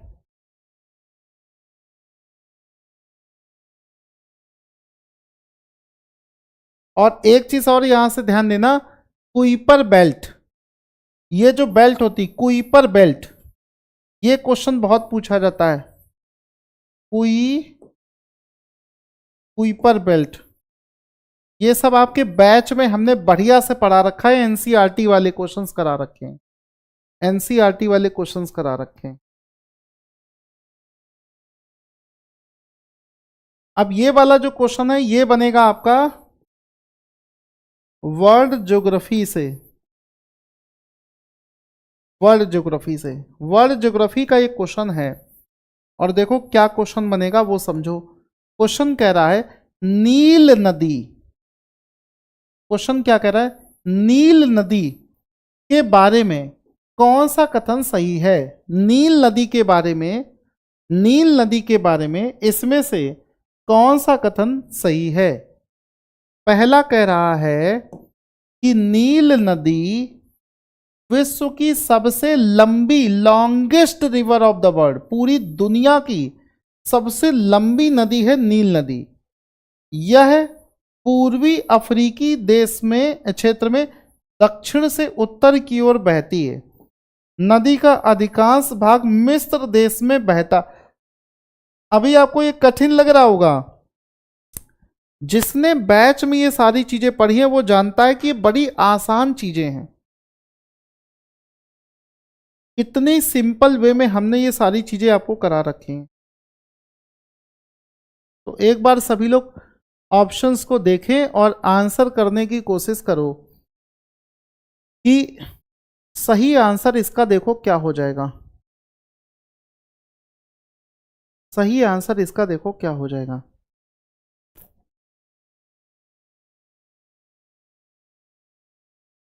नील नदी मिस्र का वरदान, आयुषी सिंह, पलक, प्रियंका वर्मा, सभी का आंसर आ रहा है। तो आंसर इसका हो जाएगा बिल्कुल सही है, ऑप्शन नंबर डी, सभी कथन सही हैं। यहां पर देखो ध्यान से, नील नदी को मिस्र देश की रीढ़ की हड्डी मानी जाती है। दुनिया की सबसे लंबी नदी है। पूर्वी अफ्रीकी क्षेत्र में दक्षिण से उत्तर की ओर बहती है। नदी का अधिकांश हिस्सा मिस्र देश में है। ठीक है, अब ये पूरा डिटेल इसको पढ़ लेना ध्यान से। देखो ये दक्षिण से उत्तर की ओर, तो नील नदी आप देखोगे लेक विक्टोरिया से निकलती है यहां से। और देखो दक्षिण से उत्तर की ओर, नीचे से ऊपर की ओर बहती है ये नदी ये। और इसको आप ध्यान से अगर देखोगे मैप में, तो ये देखो नील नदी है, यहां से लेक विक्टोरिया से निकली, लेक विक्टोरिया से निकलती है। और यहां से जो नदी निकलती है इसको बोलते हैं व्हाइट नील, सफेद नील। और इधर से इस जगह से एक दूसरी नदी निकलती है ब्लू नील, और ये दोनों आपस में मिल जाके तब ये बनती है नील नदी। और अधिकांश इसका हिस्सा जो है मिस्र देश में बहता है। ठीक है, तो ये है इस तरीके से मैप में आपको। और बगल में इसके रेड सी है, बगल में इसके रेड सी है, बगल में इसके रेड सी है। Source of river Nile is, Nile नदी का स्रोत क्या है। नील नदी का स्रोत क्या है, कहां से निकलती है। तो नील नदी का स्रोत क्या है,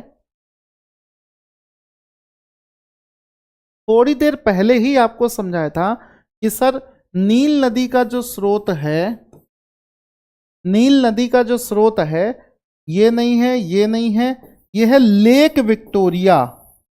लेक विक्टोरिया, विक्टोरिया झील, इसका जो स्रोत है वो है लेक विक्टोरिया। विक्टोरिया झील इसका स्रोत है, ऑप्शन नंबर सी, विक्टोरिया झील इसका स्रोत है। यहां से आप देखोगे अगर ध्यान से, तो ये देखो नील नदी कैसे बनती है, इतने बेहतरीन तरीके से शायद ही कहीं समझो। रटते हैं लोग कि नील नदी कहां से निकल रही। मैप देखो, ज्योग्राफी बिना मैप के पढ़ा ही नहीं जाता है। तो यहां से देखो नील नदी निकलती है इस लेक से, इसको कहते हैं लेक विक्टोरिया। यहां से नील नदी नहीं निकलती, नील नदी दो नदियों से मिलकर बनती है। फिर से सुनना, नील नदी दो नदियों से मिलकर बनती है। एक है व्हाइट नील, व्हाइट नदी, और दूसरी है ब्लू नदी। ये दोनों आपस में जब मिल जाती हैं तब इसको कहा जाता है ये लोग नील नदी में कन्वर्ट हो गई। ठीक है, तो कहां से निकली थी। अभी कभी कभी ये पूछेगा व्हाइट नाइल से निकली, जो व्हाइट नाइल है, ये लेक विक्टोरिया से निकलती है, और ब्लू नील निकलती है लेक ताना। लेक ताना, इसको कहते हैं लेक ताना। लेक ताना, इसको कहते हैं लेक ताना। तब जाकर ये कॉन्सेप्ट है, लॉजिकल है चीजें, लॉजिकल चीजें हैं, कॉन्सेप्चुअल चीजें हैं। फिर कहते हो कि सर एग्जाम कठिन लग रहा है। कठिन इस वजह से लग रहा है क्योंकि आपने सही से पढ़ा नहीं है। जिस दिन आप सही कंटेंट पढ़ लोगे, मैं दावा करता हूं इतने बेहतरीन कॉन्सेप्ट के साथ में आपको कहीं नहीं पढ़ा होगा। शानदार, मजेदार। अब ये एडिशनल इंफॉर्मेशन है, इसको आप पढ़ लेना, ये सब आपको पढ़ना पड़ेगा। संविधान निर्मात्री समिति द्वारा गठित झंडा समिति के अध्यक्ष कौन बनाए गए थे? झंडा समिति के अध्यक्ष कौन बनाए गए थे? झंडा, जो जिस समिति ने झंडा बनाया था,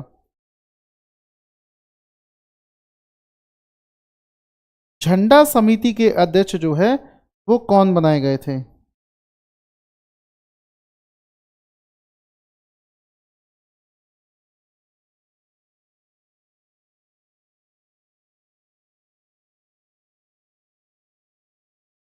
झंडा समिति के अध्यक्ष कौन बनाए गए थे? झंडा समिति के अध्यक्ष इनमें से कौन बनाए गए थे?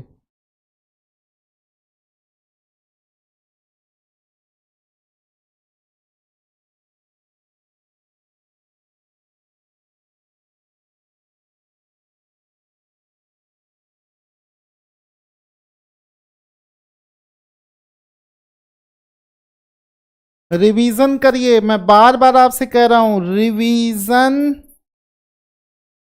और plus practice. Revision plus practice, इसके बगैर एग्जाम नहीं निकलेगा। रिवीजन प्लस प्रैक्टिस, इसके बगैर एग्जाम नहीं निकलेगा। बार बार पढ़िए, बार बार रिवीजन करिए। रिवीजन और प्रैक्टिस, रिवीजन और प्रैक्टिस, जितना ज्यादा रिवीजन और प्रैक्टिस कर सकते हो। आंसर इसका हो जाएगा doctor Rajendra Prasad, option number A. बेहतरीन क्वेश्चन है, doctor Rajendra Prasad, doctor Rajendra Prasad, option number A. यहां से देखो, डॉक्टर राजेंद्र प्रसाद। अगस्त 1947 में भारत को अपनी स्वतंत्रता मिलने से कुछ दिन पहले संविधान सभा ने राजेंद्र प्रसाद की अध्यक्षता में एक समिति का गठन किया था, जिन्होंने भारत के ध्वज को डिजाइन करने के लिए किया गया था। ठीक है, और सुनिए, कांग्रेस पार्टी ने झंडे को 22 जुलाई 1947 को कुछ चेंजेस के साथ में स्वीकार कर लिया था, और ये सब और भी सदस्य इसमें शामिल थे। नोट, भारत का जो झंडा है वो डिजाइन किसने किया था? डिजाइन करने वाले व्यक्ति का नाम था पिंगली वेंकैया। ये कौन थे? ये थे भारत का जो झंडा है उसको डिजाइन करने वाले, डिजाइनर थे ये, पिंगली वेंकैया। ये है पिंगली वेंकैया, ये है पिंगली वेंकैया, जिन्होंने डिजाइन किया था, डिजाइन किया था पिंगली वेंकैया ने।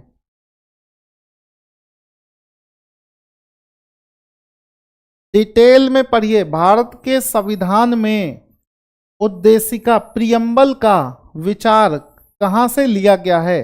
प्रियम्बल का विचार कहां से लिया गया है? डिटेल में पढ़ने की आदत डालिए। जब तक डिटेल में नहीं पढ़ोगे हर एग्जाम में फेल होते रहोगे। इस सच्चाई को जितना जल्दी जान लो,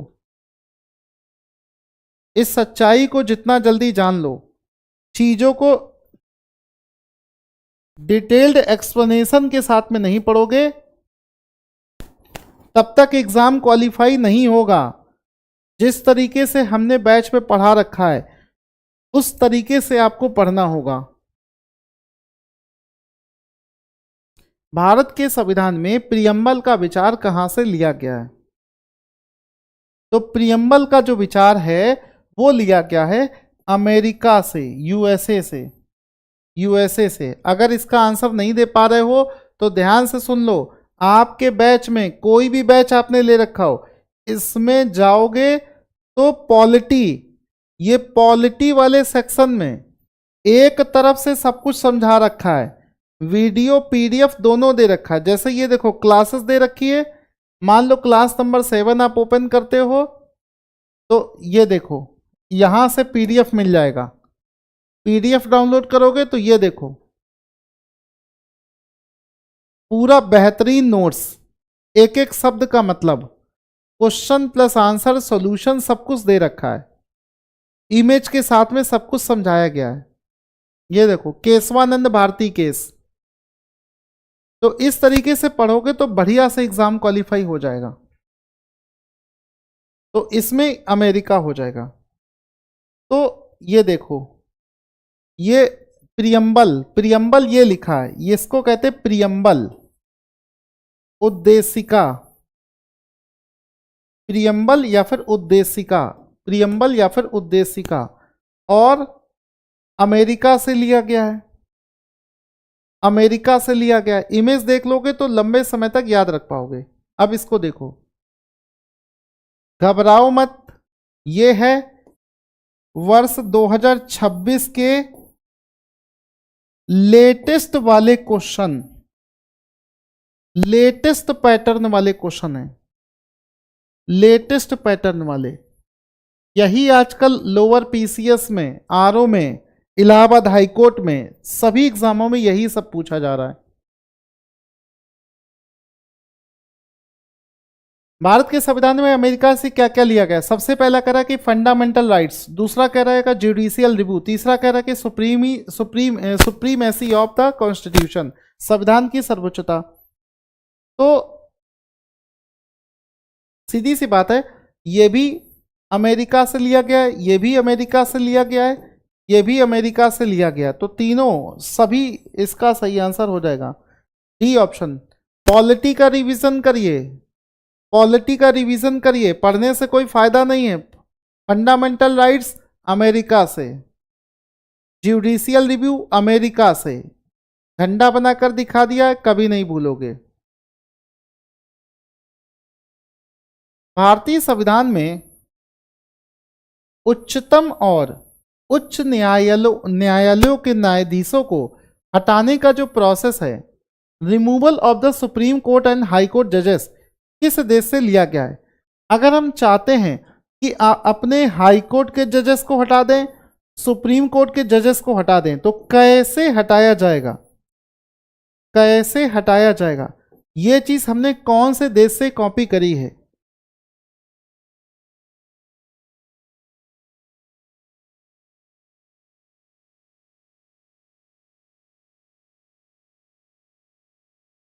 ये चीज हमने कौन से देश से कॉपी करी है?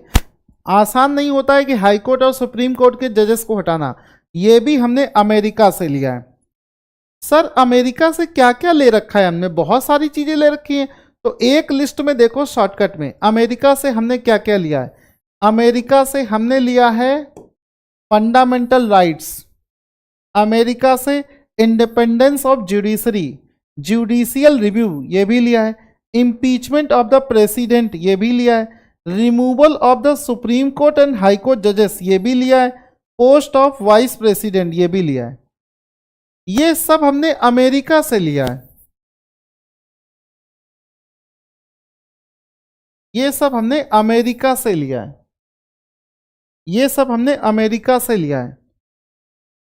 क्या सीख गए? नहीं। जिनको लगता है वो इसी क्वेश्चन को करके सीख गए हैं, सीखा नहीं है, आपने बस क्वेश्चन को समझ लिया है। इस क्वेश्चन के आगे क्या हुआ था, इस क्वेश्चन के पीछे क्या हुआ था, वो सब कुछ पढ़ना है। जब तक वो नहीं पढ़ोगे एक स्टोरी नहीं बनेगी। इसी वजह से कहता हूं पॉलिटी को एक तरफ से पढ़ो, क्लास 1, 2, 3, 4, 5 कॉन्स्टिट्यूशन बनना कैसे शुरू हुआ था, फिर क्या हुआ था, फिर क्या हुआ था, तो आपके दिमाग में एक स्ट्रक्चर बन जाएगा।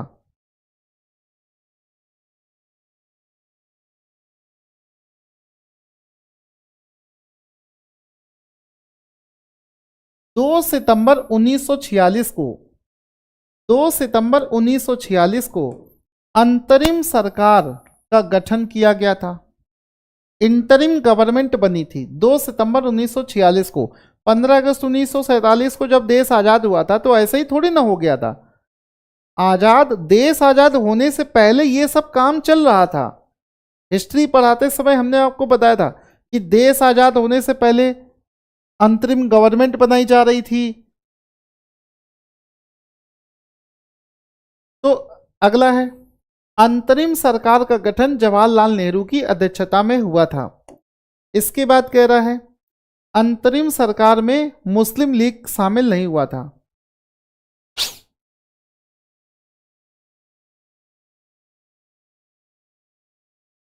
तो इसमें सीधी सी बात है, जब अंतरिम सरकार बनी थी, ये भी सही है, ये भी सही। मुस्लिम लीग उसने बाइकआउट कर दिया था, मुस्लिम लीग ने बाइकआउट कर दिया था। तो सभी कथन यहां पर सही है। मुस्लिम लीग ने इसका बाइकआउट कर दिया था, वो इसमें शामिल नहीं हुआ था। पता नहीं क्यों नहीं हुआ था। ये देखो, ये अंतरिम सरकार बनाई गई थी, इंटरिम गवर्नमेंट, तो इसकी अध्यक्षता करी थी ये, ठीक है। ये लिखा है था interim government of India formed in 1946 में बनी थी। और ये सारे लोगों को कुछ ना कुछ पद दिए गए थे, इन सभी लोगों को,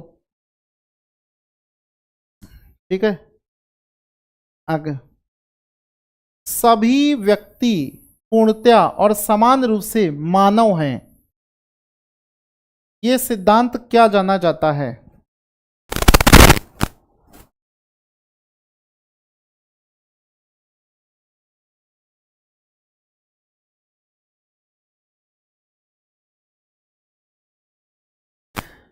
सभी व्यक्ति पूर्ण रूप से समान है, यानी कि चाहे हिंदू हो, मुस्लिम हो, सिख हो, ईसाई हो, अमीर हो, गरीब हो, मोटा हो, पतला हो, छोटा हो, मोटा हो, सारे इसमें शामिल है। किसी भी व्यक्ति को हम डिस्क्रिमिनेट नहीं कर सकते।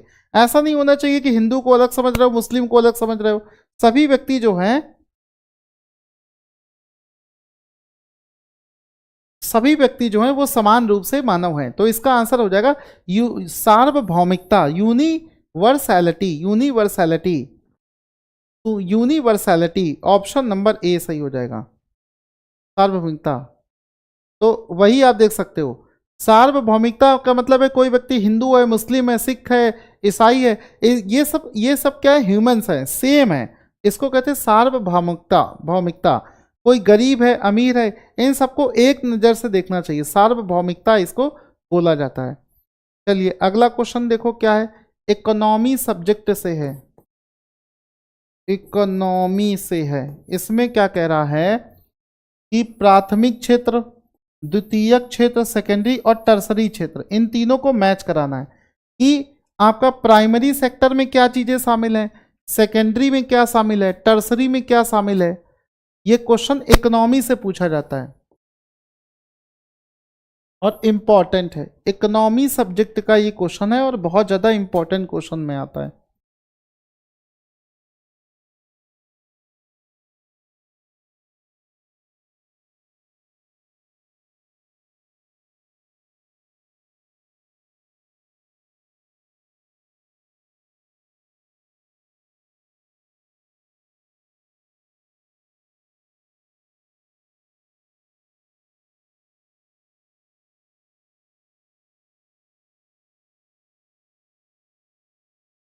तो इसमें सही आंसर देखो क्या हो जाएगा। हाँ बताइए सर, बोल रहा हूँ। हाँ बोलिए सर, बोल रहा हूँ। हाँ टारगेट स्टडी एक्वी से बोल रहे हैं।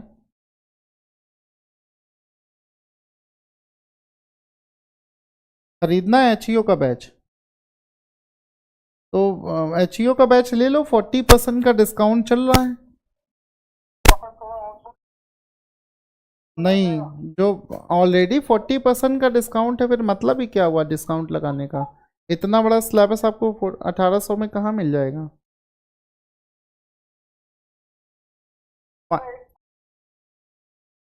क्या चीज? अरे तो कहाँ से ले लिया, ये नंबर वन बैच है हमारा, नंबर वन बैच हमारा है। तो यही प्राइस है फाइनल, हम आपको बता दे रहे हैं। और डिस्काउंट जब तक है जल्दी ले लीजिए, उसके बाद में फीस और बढ़ जाएगी। डिस्काउंट खत्म हो गया तो फिर हम कुछ नहीं कर सकते हैं। 1800 रुपये फाइनल प्राइस, और वो भी बहुत सस्ता दे रहे हैं, बहुत सस्ता दे रहे हैं। हमारा कंटेंट 5000 से कम में ऐसा कोई बैच दे ही नहीं पाएगा। हाँ तो डिसाइड कर लो और ले लो बैच, ठीक है। व्हाट्सएप पे मैसेज कर लेना, मैं फ्री होके बात करता हूँ आपसे। तो ये भी, ये जो ग्रीन हाउस टॉपिक है ये भी बहुत ही शानदार टॉपिक है। Green house gases, green house gases बहुत इंपॉर्टेंट टॉपिक है। ग्रीन हाउस गैस उन गैसों को कहा जाता है जिनकी वजह से धरती का तापमान बढ़ता है। तो इसमें भी दोनों कथन सही हैं। इसको हमने डिटेल में पढ़ा रखा है। एनवायरनमेंट वाले सेक्शन में जाओगे तो वहां पर इसका डिटेल्ड एनालिसिस के साथ में लेक्चर मिलेगा। डिटेल्ड एनालिसिस के साथ में इसका लेक्चर वहां पर मिलेगा। तो सी ऑप्शन इसका यहाँ पर सही हो जाएगा। यहाँ से आप देखोगे तो ये देखो, एटमॉस्फेयर में आप जब देखोगे तो यहाँ पर ये एटमॉस्फेयर में ये ग्रीन हाउस गैसेस होती हैं जो क्या करती हैं, पृथ्वी के टेम्परेचर को बनाए रखने के काम आती हैं। अगर ये ग्रीन हाउस गैसेस ना हो तो समझो कि सूरज की तरफ से आने वाली जो गर्माहट है इसका कुछ हिस्सा तो वापस चला जाता है, बचा हुआ हिस्सा इसी गैस की वजह से पृथ्वी में रह जाता है। अगर ये चीज ना मिले, गर्माहट को ना रखे गैसेस, तो आप ये समझो कि पूरी पृथ्वी आइस में कन्वर्ट हो जाएगी, ठंडी पड़ जाएगी। तो ये गैसेस ये सब क्या करते हैं कि इस वाली एनर्जी को यहां पर ट्रैप करते हैं, रोक के रखते हैं। बाकी इसका जो डिटेल है ये सब पीडीएफ नोट्स में आपको मिल जाएगा, वहां से इसका एक बार क्विक रिवीजन कर लेना, क्विक रिवीजन इसका एक बार कर लेना। तो यहां पे जाकर हमारी क्लास खत्म होती है। अब सुनिए ध्यान से, अब ध्यान से सभी लोग सुनेंगे कि अभी 40% का डिस्काउंट चल रहा है। कूपन कोड है ऑफ 40, ये कूपन कोड आपको लगाना है। कौन कौन सा बैच आपको मिलेगा, सबसे पहले देखो यूपी पीसीएस 2026 का बैच जीएस प्लस सी सेट 5000 रुपए का है। डिस्काउंट पे मात्र 3000 रुपए का। स्वास्थ्य शिक्षा अधिकारी 3000 रुपए का बैच है, डिस्काउंट पे मात्र 1800 रुपए में मिलेगा। इसके बाद में देखो इलाहाबाद हाईकोर्ट का बैच चल रहा है, इस पर भी 40% का डिस्काउंट है। इलाहाबाद हाईकोर्ट पर भी 40% का डिस्काउंट है। और इसके बाद में लोअर पीसीएस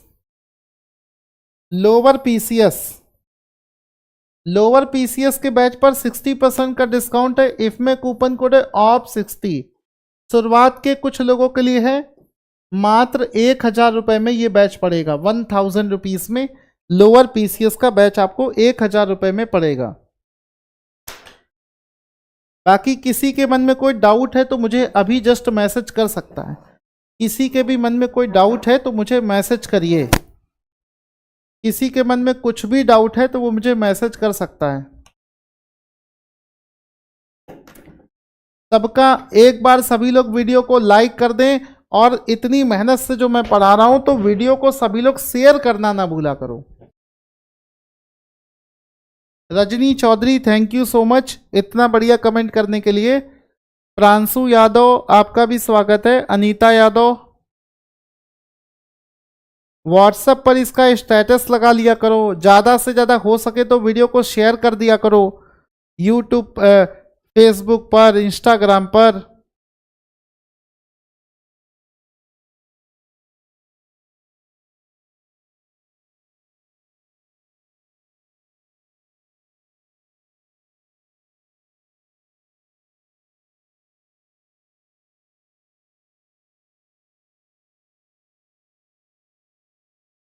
पलक आप तो इतनी अच्छी हैं, आप तो मुझे, मैं देखता हूँ स्टेटस भी लगा लेती हैं मेरा, हमारी इस वीडियो का। ज़्यादा से ज़्यादा शेयर कर दिया करो, बस आप लोगों से इतनी रिक्वेस्ट है कि ज़्यादा से ज़्यादा इस वीडियो को शेयर कर दिया करो।